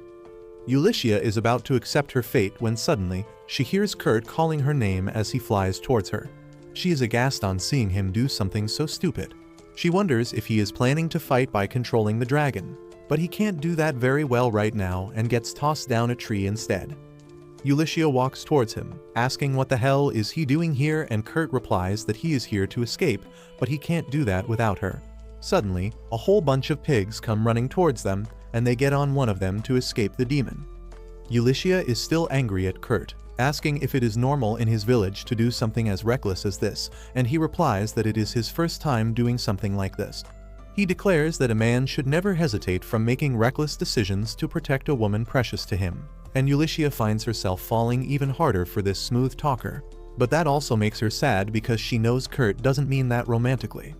Suddenly, a fireball comes towards them from the front and hits the pigs, forcing Kurt and Ulysses on the ground. The demon mommy is in front of them, ready with another fireball, and Ulysses decides to borrow Kurt's dagger to fight against her. She staggers as she walks ahead, determined to protect Kurt even if it means losing her life. As the demon mommy shoots the fireball, Ulysses lifts the dagger, trying to use a special technique that can cut magic attacks even though she has never succeeded at it even once. She thinks she will be able to do it since everything is on the line right now. But she can't manage to do that. As she thinks she is going to be burnt alive, Akiri suddenly arrives there and jumps on her head. As she tightly hugs Ulyssia, the fireball suddenly vanishes and everyone notices the demon woman looking incredibly panicky. Ulyssia wonders if she cancelled the attack herself and then thinks if it was because Akiri was in danger. She asks the demon about it, but she starts coughing blood and retreats. Ulyssia tries following her, but she is too weak and injured to do that, and immediately collapses. Kurt and Akiri check on her as he gives her some medicine, and she immediately starts feeling better. As Ulyssia tells Akiri that she is fine, she suddenly springs up, asking how the hell did Akiri fall on top of her. Kurt tells her that she didn't fall or fly, but rather teleported above her. This surprises Ulyssia because the only way to do so is using big teleportation stones. No magician has succeeded in teleporting through a spell, but Akiri did. Ulyssia asks her if she can do that again, but Akiri cannot do that. Kurt is also concerned about the woman who attacked them, and Ulyssia wishes that they don't see her again. Just then, a pig arrives behind them, looking incredibly sad and hurt. Kurt panics, realizing that his job was to take care of the pigs, and he immediately heals all of them before the client arrives. Soon, the pigs are back in their pen, looking as healthy as ever. The blonde woman is really happy to see this, and she thanks Ulyssia before asking her where her husband is. Ulyssia makes an excuse for Kurt, who has gone to return the baby dragon to its parents, but on the way, he sees something and decides to change his plans. Meanwhile, Ulyssia and Akiri begin to head home, when suddenly, Kurt comes towards them, still riding the dragon. Ulyssia asks why has he not returned the dragon to its parents yet, and then, she notices the demon woman unconscious on the dragon's back. She experiences cosmic levels of confusion as she wonders what is going on. And then Kurt begins to explain the story. He says that when he spotted the woman from the sky, he landed the dragon to help her. He found that she was heavily injured but still breathing, so he decided to make some medicine to help her. The woman woke up and called him a fool for helping an enemy, but Kurt told her that since she cancelled her attack and did not kill Ulyssia and Akiri, he has enough reasons to save her. He then finished the medicine and tossed it to her, telling her that she would die if she didn't take it. The demon woman took the medicine, but she immediately started feeling weird. She fell to the ground and Kurt apologized to her, claiming that he mixed a sleeping drug in the medicine because he is a coward who can't face her properly. He told her that she would be out cold for at least 3 days, and then lashed at her for attacking a dragon that was attached to a human. The demon woman was confused about what he meant, but Kurt thought that she might not be able to understand him. He thought out loud that just because this woman has horns too, he is not the same as his childhood friend Hilda. As soon as the demon heard that name, she tried to reach Kurt to talk, but the medicine kicked in just then, and she passed out, so he carried her here. Back to the present, everyone returns to the mansion, and Kurt tells Akiri to apologize to Sina and others because they must be worried when she suddenly vanished earlier. Just then, Sina and Lies come running to greet Akiri, and Ulyssia just watches them from a distance. Another person comes out of the mansion after them, and he gently welcomes Ulyssia and Kurt. They wonder who the hell is he, and then Lies introduces him as their Eitlier Meister, shocking both of them. The fake Eitlier Meister then introduces himself as Rikudo, and Kurt is already in awe of him. He introduces himself as well, and Rikudo thanks him for creating such a wonderful building. Meanwhile, Ulyssia is really suspicious of this new guy, and she immediately sends Kurt to the kitchen to prepare their food and asks Sina to take Akiri to the playroom. As they both leave, Ulyssia turns to Rikudo, but he pins her against the carriage. She is not impressed by his audacity and tries hitting him with the Nutcracker 3000, but her kick passes right through his body. Ulyssia finally realizes what is going on and tells Lies that this is not funny. The princess just smirks because Ulyssia was sharp enough to figure out that Rikudo is just an illusion that she made using Kurt's dagger. Ulyssia says that the dagger is really special if it can create illusions of people that don't even exist, and Lies says that Rikudo is how she imagines Kurt to look when he turns 20. She erases the illusion with that, and just then, Ulyssia gets a message from Mimiko, who says that she will come to give them the report of Akiri's background check soon. The day comes soon, and everyone stares eagerly at Mimiko, wondering what she is going to tell them. However, she came here just to eat the food prepared by Kurt, because their investigation turned out to be a total failure. She then explains that the hair and saliva sample that Yuli got had only human DNA, but they also found some magic stone-like stuff inside Akiri's nails, and that had the power of spatial magic that is not found in humans at all. Mimiko says that the space magic was used during the Age of Creation, but now it is lost to time and no one can use it. Kurt asks her if this means that Akiri is a monster, but Mimiko can't be sure of that either. However, the fact that they don't know anything about Akiri makes her incredibly dangerous. She says that the best thing they can do is seal her teleportation magic and lock her up in one of her labs, but Kurt strictly refuses to do so. Mimiko asks for his reasons and Kurt asks if she thinks he is dangerous. She replies that since they are friends, she doesn't think he will attack her. Kurt replies that his reason is the same, because he never feels any sort of danger from Akiri. He doesn't care if she is a human or not, because he knows that she is a kind girl who won't hurt anyone. He declares that Akiri is staying with them, and Yuli agrees with him, saying that if they don't have any proof that the girl is a monster, they can't treat her like one. Lies supports the statement too, telling Mimiko that she won't let anyone take their daughter away. Mimiko understands their reasons and asks them to take care of Akiri, and then she asks them about the demon they captured, whom Kurt still thinks of as a dragon hunter. Kurt tells her that she is being held in a prison in the basement, and as Mimiko goes to deal with her, he asks her not to throw the poor woman in prison. Mimiko doesn't tell him that the poor woman is actually a demon, the worst enemies of humanity, and she is going to suffer a worse fate than being thrown in a prison. Mimiko takes Yuli with her to the prison, where they wake up the demon woman and ask her if she can speak. The woman talks in phrases, saying that warriors speak only what is necessary, and Mimiko realizes that she talks like a moron because of her duty as a warrior and not because she is dumb. The demon woman is offended by that and tries to burn her with magic, but the room made by Kurt has anti-magic properties and it blocks out the fire. Mimiko tells the demon that she can't do anything and then asks if she has any teammates nearby. The woman tells her that a loser must obey the winner, but it was Kurt who defeated her, and so she will only answer the questions he asks. Mimiko sighs as she brings Kurt and Lies to the room. Kurt immediately asks the demon lady how she is feeling, and she complains about the rope around her arms. He tells her that they can't remove it, but she cuts him off mid-sentence and asks Kurt if he really knows Hilda.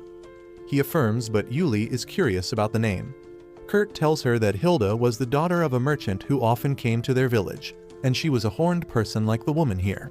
The demon then asks Kurt if Hilda was wearing a griffin crest, and he affirms that she was. The demon woman gets a burst of energy on hearing that and tells Kurt that she wants to save Hilda, who is currently being held as a prisoner under the castle of Margrave Takon. Everyone is shocked to hear this, and Kurt says that they should leave to save Hilda immediately. However, Yuli doesn't trust the demon, and she thinks she is just trying to play with Kurt's emotions. She asks why did she attack Akiri if she wants to save Hilda, and the demon woman says that she was investigating Takon, but he was investigating them, so she followed them. It was there that she saw Akiri suddenly teleporting inside the carriage, and she thought that she could use her power to save Hilda. Kurt immediately believes her, but Yuli reminds him again that they have no proof. The demon woman tells them to look at her pendant, and as Yuli pulls it out from underneath those massive mountains, Kurt immediately identifies it as Hilda's pendant. The demon tells them that Hilda gave it to her, and when she saw Yuli using Kurt's dagger that had the same griffin mark on it, she stopped her attack. Kurt says that Hilda had given him the dagger, and now he has proof to believe the demon. Even Mimiko seems to believe her now, and she tells the demon that they will save Hilda for her, but she has to remain here. Kurt also asks the demon lady to stay in the room, and she tells him that her name is Saul, so he can call that. Kurt is glad to get on a first-name basis with her, but just then, Akiri teleports between them. Everyone freaks out, but they get calm quickly. Kurt then goes to Mimiko because he doesn't know how they can save Hilda, and she immediately calls a meeting without Kurt to come up with a plan. Thanks to her spy network, she has the map of Takon's mansion, and she says that his wife and daughter are both dead. There is a room in the mansion where no one else, but he is allowed to go, and he has been seen taking food there often. Saul says that she tried to enter the room, but could not, and even Mimiko's spies failed to enter it. Lies comes up with an idea to use the illusions to make it seem like a thief is using magic to go through the wall, and that will make Takon panic and open the door himself. Lies plans to use the fake Atelier Meister Rikudo for the job, and everyone thinks that it is a good idea. Yuli is worried that they might need to leave Kurt alone in the workshop with a demon, but Lies plans to take him along too. She explains that Takon is organizing a 3-day festival in his territory, and that will be the perfect chance to take Rikudo to him under the guise on introducing the new Atelier Meister, and at the same time, they can tell Kurt that they need to research about this area's culture at the festival. Those two things are just excuses because both Lies and Yuli want to go on a festival date with Kurt. They say that the plan will be executed on the third day when the knights are executed, but that is also done to ensure that both of them get one full day with Kurt before the festival is shut down. Soon, the group departs for Takon's territory and Kurt starts talking with Rikudo. He apologizes for dragging him into their rescue mission, but Rikudo is just a reflection of Lies' thoughts, and he says that as a noble, it is his duty to stop nobles from doing evil deeds. Both Yuli and Lies freak out on hearing that, but when Rikudo asks Kurt to keep it a secret that he is from the royal family, they calm down a bit. Later, they reach their inn and Rikudo leaves first to prepare for his meeting with Takon. And then Yuli tells Kurt that she will be investigating Takon's mansion tomorrow while he takes care of Lies and Akiri. Kurt volunteers to help her, but Lies tells him that he can't do that because he is supposed to study the market with her. She emotionally blackmails him, saying that Akiri is also really excited to see her first festival with her dad, and Kurt agrees to go to the market with them. The next day, Akiri and Lies enjoy their trip to the festival, and Lies asks Kurt that he must have seen a lot of festivals while he was traveling with his adventure party. Kurt tells her that they went to a lot of cities and festivals, but he was always stuck doing maintenance work and guarding the carriage while other members partied hard. Lies pities him, but Kurt thinks it is normal for the person in charge of chores not to enjoy festivals. However, he wants to be a good dad and give Akiri the things he could never have, which is why he agreed to come to the festival. Lies suddenly takes his hand, telling him that he should enjoy this festival to make up for all the times he didn't, and Kurt is really happy to hear that. However, he doesn't know that Lies is planning to confess her feelings to him after their date is over. The three of them enjoy their time in the festival, and when the evening arrives, Lies leads them to a garden so that Akiri can play with other kids and she can have some quiet time with Kurt. She thinks that Kurt will be in a great mood because he enjoyed himself at the festival today, and when she confesses to him, he will become even more happy. However, when she goes to him, she finds a serious expression on his face. Lies wonders what is happening, but then she realizes that they are in front of Takon's castle and Kurt is staring straight at it. She realizes that she forgot to take this factor into consideration and immediately asks Kurt if he is worried about Hilda. He tries assuring her that he is fine because everyone has promised to save Hilda, and he trusts them. However, he feels guilty that he can't do anything to help. Lies begins counting the incredible things he has done, but Kurt doesn't know how special he is, and he says that anyone could have done them. Lies wonders how can she convince him to stop underestimating himself, and she realizes that confessing to him right now will not be the best thing. So she tells him that she deeply respects and adores him, and everyone else at the workshop is the same. She tells him that all of them like him a lot, and that is the reason they are here to help Hilda. Kurt is moved to tears on hearing this and says that he also likes everyone a lot, and that is why he wants to be of more help to them. Lies promises that they will keep helping each other in the future, but just then Akiri calls Kurt because she is hungry, ending their emotional moment. As Kurt rushes towards her, Lies thinks that she missed a golden chance to confess to him. But it is all good since she saw his heartfelt smile, and she promises herself that she will confess her feelings soon. The next day, it is Yuli's turn to go on a date with Kurt, and before leaving, she stares at the sword that he recently made for her after she lost her sword in the fight against the demon. He mines some mithril and adamantite for that and asks to borrow the forge of a local dwarf blacksmith. The blacksmith laughed at Kurt for saying that he would make a sword out of an alloy of the two ultra-rare metals, but Kurt stood on business. The sword he made was strong and sharp enough to cut through a boulder with ease, and the blacksmith reacted like he just saw the work of the god of weapon making, and immediately left on a journey to improve his skills. Yuli suddenly comes out of her trip down the memory lane and gets excited, thinking about her date with Kurt. Luckily for her, Akiri was too exhausted from running around the market yesterday, so she is still sleeping, and now Yuli is alone with Kurt. She begins thinking how she will use her experience as an adventurer to take Kurt to the best spots in the city, and that way she will show him that she is better than Lies. Just then, she hears some commotion nearby and finds some thugs trashing a poor guy's shop. She decides to ignore it because she is not letting someone else's problems spoil her date, but unfortunately, Kurt has other plans. He immediately walks up to the thugs and tells them to stop harassing the shopkeeper. He asks them to state their reasons for damaging his shop, and as the jerks begin arguing with him, Yuli sighs, realizing that she was not destined to have a normal date with Kurt. Anyway, the thugs tell Kurt that the meat buns this shop was selling tasted like shit, which they know because they eat that a lot, and they are just helping other people by making sure that they don't accidentally buy it. Kurt decides to be the judge of that, and he immediately buys a meat bun from the man. He tastes it and says that it is really good, and the ingredients used for it have been selected very carefully. The little pineapple dude pushes Kurt back, telling him to stop acting like he is Gordon Ramsay, but Yuli is there to hold him. She tells the thugs that Kurt is not a food critic, but he works at an atelier, and that is enough qualification to judge anyone. The thugs get nervous because they know they shouldn't pick a fight with an atelier, and they immediately run away. The man thanks Kurt for his help, but he has been seriously injured by the assholes. Kurt finds that he has a few broken bones, and Yuli says that his medicine will take care of that quickly.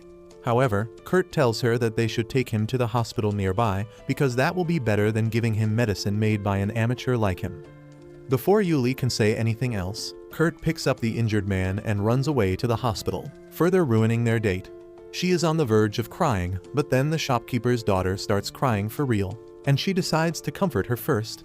Just then, a merchant passes by, telling people to buy sweet cactus juice, and Yuli immediately identifies her as one of Mimiko's spies. She goes to the spy, who begins telling her about a cooking competition that is going to be held today, and the Gargel restaurant has been the champion for the past 2 years. However, this year, they felt threatened by the small shop that sells really delicious meat buns, and they hired some thugs to harass them. Yuli is pissed as she realizes that the bastards at the Gargel restaurant are the reason her date got ruined, but she thinks that once Kurt returns, the problem will be solved and they can resume. However, Kurt comes back with bad news. The shopkeeper was injured quite seriously, so he had to be admitted to the hospital for a full day, and he was really worried about his daughter and his shop. Yuli already knows where this is going, and soon enough, Kurt asks her if he can help the store for today. He has already promised the owner that he will look after the shop, and Yuli can't bring herself to say no to him. She decides to get revenge against the Gargel restaurant and tells Kurt that she will help him cook some delicious meat buns to win the cooking competition. However, the girl named Luna tells them that they can't do that anymore because the thugs threw all the filling they had and now they can't make anything. Yuli tells her that they will manage it somehow and asks Kurt if he can cook some delicious meat buns with other available ingredients. He says that he can, and Yuli asks him to teach Luna how to make them, because she should be the one to win the competition and make her father proud. Luna gets ready to do that, and Yuli asks Kurt what ingredients should she buy. He asks her to buy as many sweet cacti as she can from the market, and also fetch the red beans that he won in a game yesterday. In the meantime, he plans to dig right in front of the stall, and Yuli asks him if he is sure he wants to dig the main street. Kurt tells her that it won't be a problem because he will dig fast and then patch up the hole too, but Yuli tells him to at least get a permit before doing that. Soon after that, the judges begin visiting all the shops taking part in the cooking competition, and they heavily praise the donuts of the Gargel restaurant. They are confident that he is going to win because no one is close to him. But more than that, the fatty who runs the restaurant has bought one of the judges, so no matter what, he will make sure he wins. Just then, some people begin praising some meat buns, and they recommend it to other people on the street as well. As soon as the fatty sees this, he panics because he was sure that the thugs had shut down the meat bun store. He immediately rushes to the stall's location, and he is stunned to see a huge queue there. Not only are they selling the buns really fast, there is also a hot spring next to their store, and Fatty can't figure out what the hell is going on. Just then, the judges also arrive there, and Fatty tries telling them not to eat the buns the shop is selling because they are filled with a black gooey stuff, which can't be good for their health. Luna also arrives there at the same time, and she asks the judges to at least try the stuffed buns before coming up with a decision. The judge, who has been bribed by Fatty, picks up one bun and breaks it open to see the black filling inside it. Luna begins telling him that it is made from boiled red beans and sweet cactus jam, just like Kurt taught her. The judges are already impressed by the innovative recipe, and when they try the buns, they are really overjoyed. Fatty gets pissed at this, but the moment he tries the sweet buns, he is blown away by their taste and starts acting like he is in Food Wars. Just then, Yuli also arrives there to back Luna up, and she tells the judges that the dough of the sweet buns is really fluffy because they kneaded it using water that had baking soda dissolved in. Fatty asks her where did they even get that from, and Yuli says that they got it from the hot spring in front of them. Fatty asks how the hell did a hot spring appear here, and Yuli proudly tells him that Kurt dug it up right now. He refuses to believe that, but when Yuli reveals that Kurt works at an atelier, he quickly goes silent. He suddenly changes his strategy, saying that they must have dug the hot spring without permission, and they will surely get punished for it. However, Yuli shows her the permit that Lies helped them get directly from Takon. Fatty is dumbfounded now, and then Yuli explains that the hot spring Kurt dug up serves as a relaxing footbath now, and it is going to be placed under the care of the city administration as a new tourist attraction. Fatty loses his mind on hearing all this, and he pulls the judge he bribed aside, telling him to do his job and convince the other two judges as well. However, the sweet bun has Loki opened his eyes, and the judge says that he cannot give this shop a bad review. He even tells Fatty that he doesn't need his money anymore as he rushes back. Just then, Fatty sees the 3 thugs he hired hiding behind a corner, and he immediately goes over to them. He orders them to crush the shop quickly, and even if they get thrown in jail because of that, he will get them out somehow. However, the bandits begin speaking in a very girly voice, saying that they are not going to let this slide. Fatty gets confused by this, but it turns out that the 3 thugs were just illusions created by Lies, who is there with 2 spies. She tells Fatty that the thugs he hired are already rotting in jail, and now it is his turn. Just then, Yuli also comes there to block her exit and says that they know he supplies the ingredients to Margrave Takon's castle, and he uses the scraps left from his kitchen in his restaurant. Moreover, she knows that he put crack in his food so that his customers get addicted and come to his shop more often. Fatty panics, asking how the hell do they know this, and Lies takes her appearance using the illusion dagger, saying that once she went to the Lord's kitchen disguised as him, the chefs there quickly blabbed out everything. Yuli tells him to surrender and get ready to rot in jail because of his crimes, but the desperate Fatty pulls out his knife and charges at Lies instead. Luckily, the spies pin him to the ground quickly, and Yuli tells him that he is going to get a life sentence for attacking a royal. He doesn't even get what that means till Lies properly introduces herself, and that fact completely breaks his spirit. After that, Lies teases Yuli about her failed date with Kurt, and she says that it doesn't matter now because Kurt is happy. Later that night, Takon learns about Fatty's arrest because he attacked Lies while she was enjoying the festival, and he is furious because they were on good terms. Moreover, his assistant says that their investigation revealed that all the chefs working in the castle were sent by Fatty, and that immediately disqualifies them from their job, so they were immediately fired. Takon panics on hearing this because Lies is going to visit him the next day and he can't welcome her without anyone to cook. The assistant already has a plan, and he suggests that they present the sweet buns that won the cooking tournament along with tea. Takon thinks that it is a good idea and tells his assistant to bring the chef who made the sweet buns to him the next morning. The next morning, Lies and Yuli get ready to visit Takon along with the fake Atelier Meister Rikudo. They have a map of Takon's castle on the table, and Yuli tells Kurt that they are going to rescue his friend Hilda today. She decides to let him on the plan as well, and says that the room where Hilda is captured is accessible only through the kitchen, because that will make it easy to get food to her without being noticed. Rikudo says that he will try to find proof that Hilda is being held prisoner there and then convince Takon to let her go. He asks Kurt to rest assured, and he says that he will go and help out Luna with her shop till her dad gets better. Once Kurt leaves, Lies suddenly appears behind Yuli because she had cast 3 illusions at the same time using her knife. They had already planned this out in advance, because there are 2 problems with using the illusions. First of all, Lies needs to draw the knife to use the illusions, but she can't meet Takon with an unsheathed weapon. Next, the illusions can't touch things, and that can create problems in a meeting. To solve both the problems, Lies decided to create an illusion of herself in addition to Rikudo, and then turn invisible to hold things when needed. With that, the 2 of them head out to meet Takon, and Lies creates the 2 illusions before she prepares to disappear. However, just then, they get a message from the spies that Kurt has been hired as a temporary chef of Takon's castle, and he has already reached the kitchen with Akiri by his side. Yuli and Lies are dumbfounded by this, and they don't know whether they should laugh or cry about the situation. A few minutes ago, Kurt was busy making stuffed buns in the stall, when he heard the girl Luna screaming outside. He immediately rushed to her side and found that she was just surprised because a knight ordered her to prepare 100 stuffed buns for Lord Takon immediately. Not only that, he asked her to come to the castle to work as a temporary chef for the day, and she could not do that because it was time to open up the stall. Kurt told her that she didn't need to worry about it because he would make the stuffed buns and then go to the castle. He gave the buns he had already baked to the knights to taste while they were waiting for him to get their order ready. And the moment the knights took the first bite, they achieved enlightenment. When Kurt returned with their order, he found all of them frozen stiff, and he thought they were just tired after being on duty for the last few days. However, the knight captain snaps out of his daze on hearing Kurt's voice and tells him that his fatigue from working overtime during the festival vanished after eating the buns.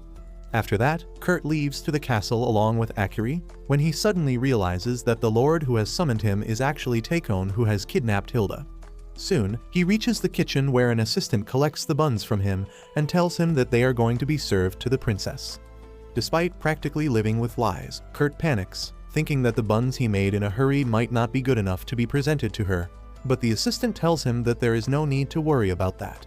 He just asks Kurt to stay on standby till the meeting between Takon and Lies ends, and be ready to prepare anything they order. As the assistant leaves, Kurt's attention goes to the door at the end of the kitchen, and he starts thinking about Hilda. Meanwhile, Lies meets with Takon while keeping up the illusions, and Takon tries to brush up the incident where the fatty chef tried to attack her. While Lies keeps him busy, Yuli is stuck guarding the door, and she just hopes that Kurt doesn't do anything reckless.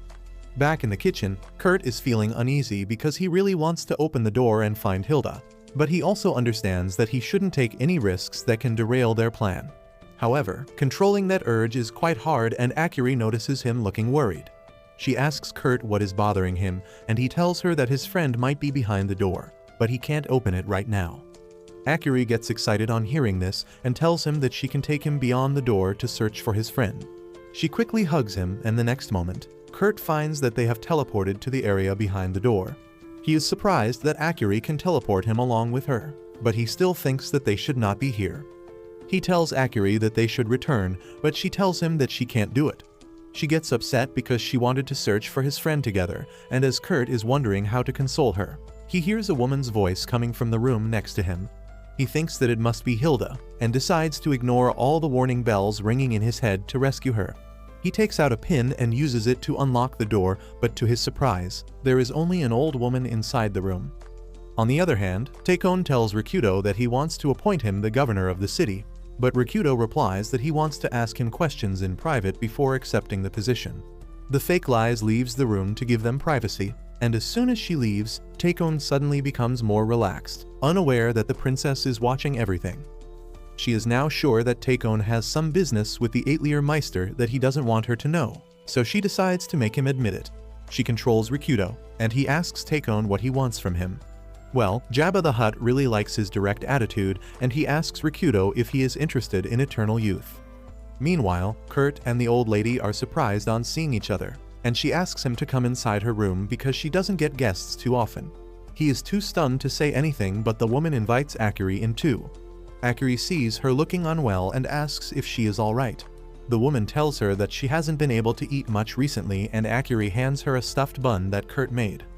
The woman takes it without hesitation, and she is amazed because she can taste it unlike other foods. Suddenly, Kurt realizes that the woman is not old but just looks old, and he asks her how is that possible. The woman is astonished that he can tell that just by looking at her. She begins marveling at his other abilities too and asks if he is some famous magician, but he replies that he is just a chore boy at the local Aetlier. Anyway, the woman thinks that he is really special, and she tells Kurt that he might be the only person who can save Hilda, who is trapped right under her room. Kurt freaks out on hearing that Hilda is under the room, and he decides to turn a hardened bread into a shovel to dig to the lower floor. The woman stops him and asks him to follow her into a secret passageway that will lead them to Hilda. Back at the meeting room, Lies is shocked to learn that Takon is after eternal youth. Rikudo says that eternal youth is the ultimate goal of Aetlier Meisters like him, but it is not something that can be done so easily. Takon tells him that humans live short lives, but other species like elves and demons live for a long time. There were experiments in the past to place demon and elf cells into human bodies so that they could become long-lived too, and Rikudo immediately says that the experiments failed, and they were banned because of the dangerous side effects. Takon says that he has full faith in Rikudo's abilities, and he might be the person to create a medicine to achieve eternal youth. Lies now realizes his full plan, and she wants to create the illusion of a thief to expose him. But before that, she wants more details. So Rakuto asks Takon why is he in such a hurry. He reminds him that holding demon cells and experimenting with them is legal both according to the laws of the country and the laws of the church. However, if Takon is desperate enough to reveal his intentions to a complete stranger, he must be short on time. He says that Takon doesn't look like he needs anything in life by living longer, and there must be someone else he wants to use the medicine on. Takon refuses to answer that question and says that he just needs the medicine, and Lies decides that there is no point in questioning him any further. So she starts part 2 of the plan and makes her clone outside scream loudly. Immediately after that, Yuli opens the door and lets the clone in, telling Takon that some thieves broke into the mansion, and she tried to fight them off, but they rushed to the kitchen. Takon panics on hearing that, and he tells Rakuto and Lies to stay in the room. He asks Yuli to protect them at all costs and tells her not to leave the room. He runs out with that, but Lies follows him while keeping up her invisibility. She soon reaches the hidden area and Takon panics even more on seeing the door to the room open. As he enters inside, he begins calling the name Famil, and that confuses Lies because that is the name of Takon's daughter. He gets really devastated as he sees that she is not in the room, and while he goes inside the secret passageway, Lies decides to check out the room. She finds a gray hair on the bed and then enhances her senses to find more traces. She suddenly smells Kurt's scent, and even though she wants to immediately rush to his side, she decides to meet with Yuli first. Meanwhile, Famil leads Kurt and Akiri to the room where Hilda is being kept prisoner. Kurt apologizes to his friends for ruining their plan and then opens the heavy door to see Hilda tied up in chains. She immediately recognizes him as the boy she met in the village, and Kurt is really glad that she still remembers him. He tells her that he will save her now, but Famil has got him covered. She immediately deactivates the chains holding Hilda, and Kurt rushes to her side. However, once he reaches closer, he realizes that she has not changed at all, even though it has been 10 years since they last saw each other. He keeps trying to find at least some manner in which she has become different, but he can't, and in the end, he just tells Hilda that she looks the same as ever. She immediately punches him, saying that it is his fault because she hasn't been able to grow after he fed her that medicine in the mountains. She starts hitting him, saying that not only that, he also left the village without telling her, and she will make him pay for everything. Kurt keeps apologizing, but then Akiri steps up for him, telling Hilda to stop being mean to her dad. This makes Hilda even angry because after turning her into a lowly forever, he went ahead and had a daughter. Kurt explains that Akiri was born from an egg, so he didn't really do any baby-making stuff, and Hilda doesn't find it hard to believe. She then tells Kurt that she is hungry and asks if he has something to eat. He only has some hard bread, and though Hilda tells him that it will be enough, she can't even bite into it. Famil then asks Hilda if her eternal youth is because of the medicine Kurt made, and she affirms. She asks Kurt if he can make that medicine again, and he replies that he hasn't seen a rainbow flower after that one time, and he can't make the medicine without it. Hilda apologizes to Famil that she couldn't help her more, but the old girl tells her that she doesn't mind it. Kurt is shocked to hear Famil's name, and he asks her if she is really Takon's daughter. She affirms, and Kurt's single working brain cell gets fried trying to figure out what is going on. By the time he arrives at some sort of conclusion, Takon comes to the room, and he is relieved to see that his daughter is safe. He thinks that Kurt is the thief, but Kurt lashes at him, saying that it is wrong to kidnap people no matter the reason behind it. Takon tells him that he will never understand his situation, and Kurt replies that he totally understands it because he is a dad too, and he loves his daughter. However, he immediately gets off the rails after this, accusing Takon of failing to love her daughter after she grew up and kidnapping Hilda, who can never grow older, so that he can love her as his daughter forever. Everyone is confused by this, but Kurt is not done with his Delulu mode yet. He thinks that because Takon was giving all his attention to Hilda, Famil drank a medicine that made her look like an old lady, and everyone is dumbfounded. Finally, Kurt accuses Takon of being a PDF file, and though he can let a lot of things slide, the noble firmly objects to this. However, Kurt doesn't stop yapping and tries to guilt Takon about not loving Famil once she grew up. Hilda suddenly paralyzes him because she has had enough of his rambling, and then she turns to Famil, asking if she is sure about their plan. Famil affirms, clinging to Takon's arm as she asks Hilda to kill him. Takon starts sweating on hearing those words and asks Famil why would she want that. Kurt has the same question exactly, but in his mind, he is still sticking to the theory that she hates her dad because he wants to replace her with Hilda. Takon freaks out and starts running away, telling his daughter that he can't die in a place like this. He exits the basement, but by the time he reaches Famel's room, Lies and Yuli are there. Takon is shocked to see them, and then Lies says that she has realized what his plans were. She now knows that Famel has the aging syndrome and Takon was trying to cure her. However, there is no known cure for the condition, and even if it is cured, the patient's body will remain old. That is why Takon was trying his best to prevent Famel from aging any further by using the cells of a demon to create the eternal youth medicine. Takon agrees with them furiously, saying that he has tried everything he can for the past year to treat his daughter, but nothing has worked, despite him following all the instructions of a certain man. He declares that he has had enough of waiting, and now he is ready to sell his soul to a devil to find a way to save his daughter. He suddenly smashes a magic stone on the ground, and a magic circle appears on the floor. Before the girls can even react, Takon cuts his hand and puts his blood on the magic circle to summon a demon. However, nothing happens and the fat bastard panics, saying that the magic circle should have worked because it is placed on the ley line that is full of mana.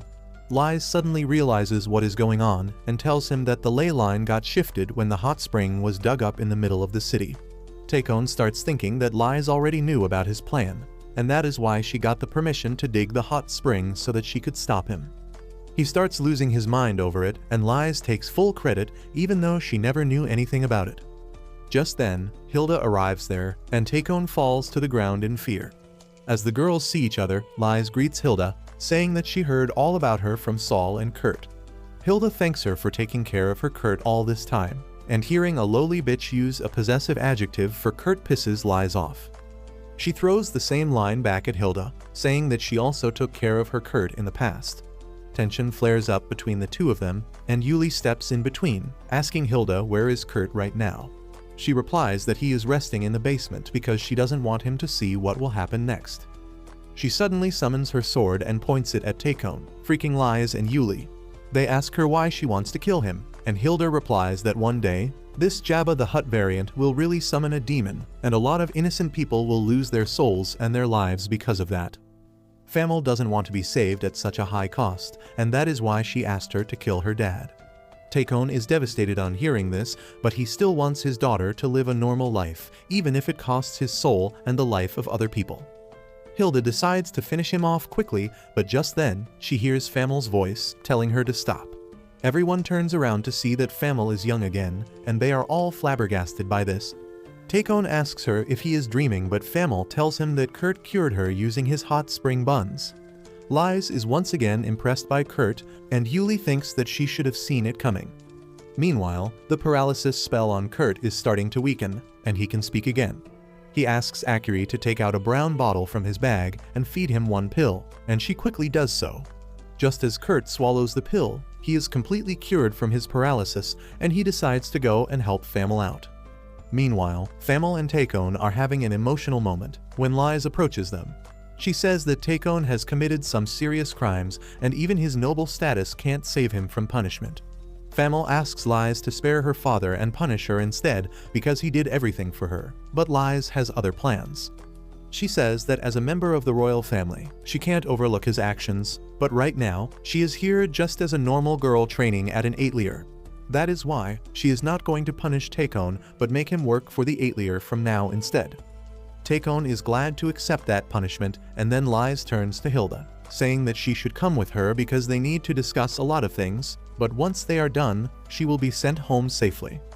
Yuli says that they only need Kurt to wipe up the magic circle now, but suddenly, another guy enters the room, saying that there will be no happy endings in this story because he is the one writing it. Hilda recognizes the goth emo dude who just returned from Met Gala as Scripter, and asks when did he grow a pair to come out in the open. Lies and others are confused about it too, and they wonder who is this man. Takon tells them that Scripter is the demon who left Hilda to him and also told him the method to summon a demon. Scripter tells Hilda that he was waiting for her allies to attack Takon once they learned that she was being held captive, and he was really disappointed that they didn't do anything. Hilda replies that she knew about his plan, and that is why she warned her allies in advance to not do anything that would cause serious tension between humans and demons. Scripter is not happy to hear that the script he wrote for Hilda was changed by someone else, and that also brings up his past regrets where his plan to use the bishop to assassinate Lies failed. Everyone is shocked to hear this, and then Scripter says that he doesn't like it when people interfere with his plans. He is not happy to see that the aging curse he placed on Famil has been broken as well, and on learning that he is the one who made his daughter suffer, Takon gets really angry at the demon. He rushes ahead to attack him, but a magic barrier stops his punch. Yuli also joins the fight, attacking the demon from the other side, but his barrier is present in all directions. However, thanks to her holy sword made by Kurt, she is able to crack the barrier, and Scripter realizes that there is a lot of risk in facing her. He decides to summon another demon to do the fighting for him instead, and takes out a bottle from his pocket. Hilda tells Yuli to grab that bottle immediately, but it is too late. Scripter pours the slimy liquid inside the bottle on the magic circle, activating it, and then tells everyone to enjoy his farewell gift. Just as Scripter vanishes, another demon appears there in his place, and Yuli is aghast when she sees that it is the same demon she fought in the ruins. She asks how can he be still alive, and he replies that demons are spiritual beings, so their bodies are nothing more but temporary vessels.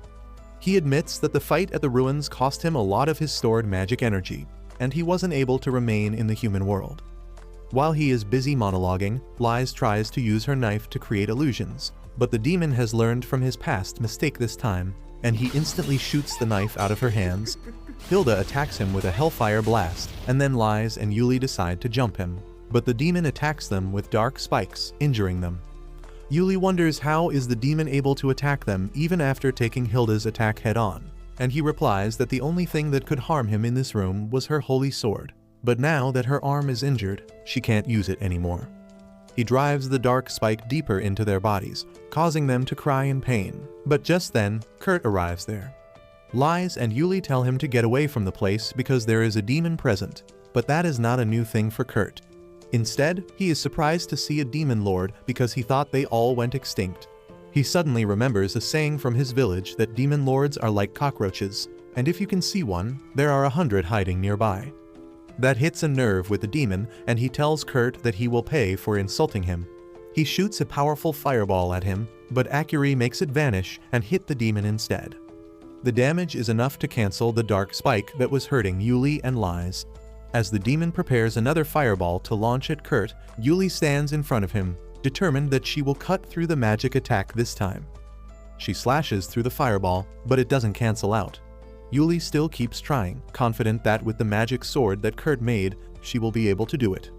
Suddenly, the sword absorbs the fireball and is coated with a blue flame. Yuli decides to return it back to the demon. She swings her sword, and the blue fireball takes the shape of a bird to attack the demon, who feels tremendous pain. He begins fearing that he is going to lose again, and as a last-ditch effort, he decides to at least take Hilda with him. He joins his hands, fusing them to form a spear that can penetrate anything and stabs Hilda. Everyone panics, but Hilda just smiles because she was not damaged at all.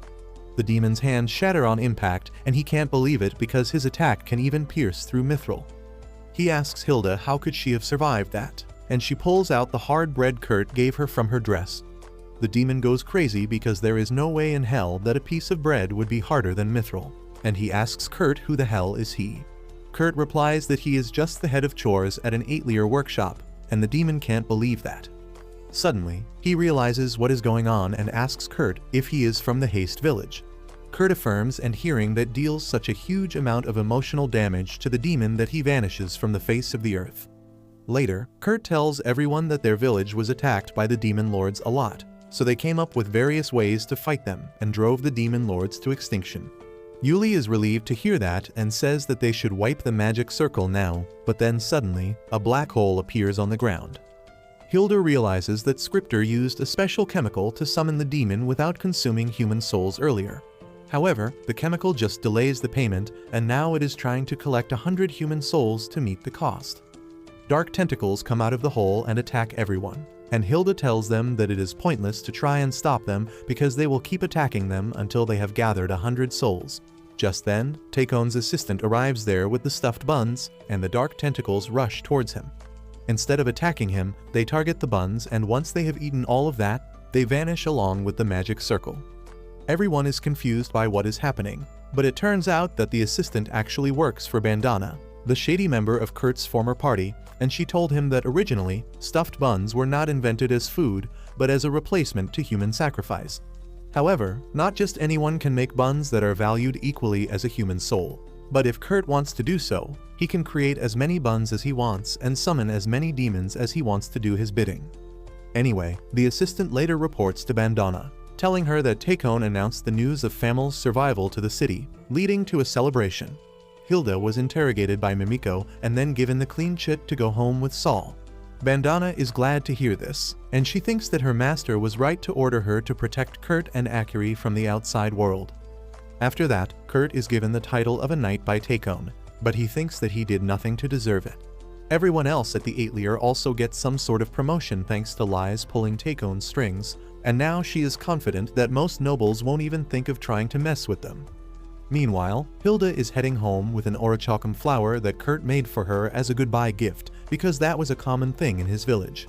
Hilda is still dumbfounded by this, and she thinks that Kurt is still the same aloof idiot even though it has been 1200 years since they last met. If you liked this video, please consider subscribing and watch the video on your screen next.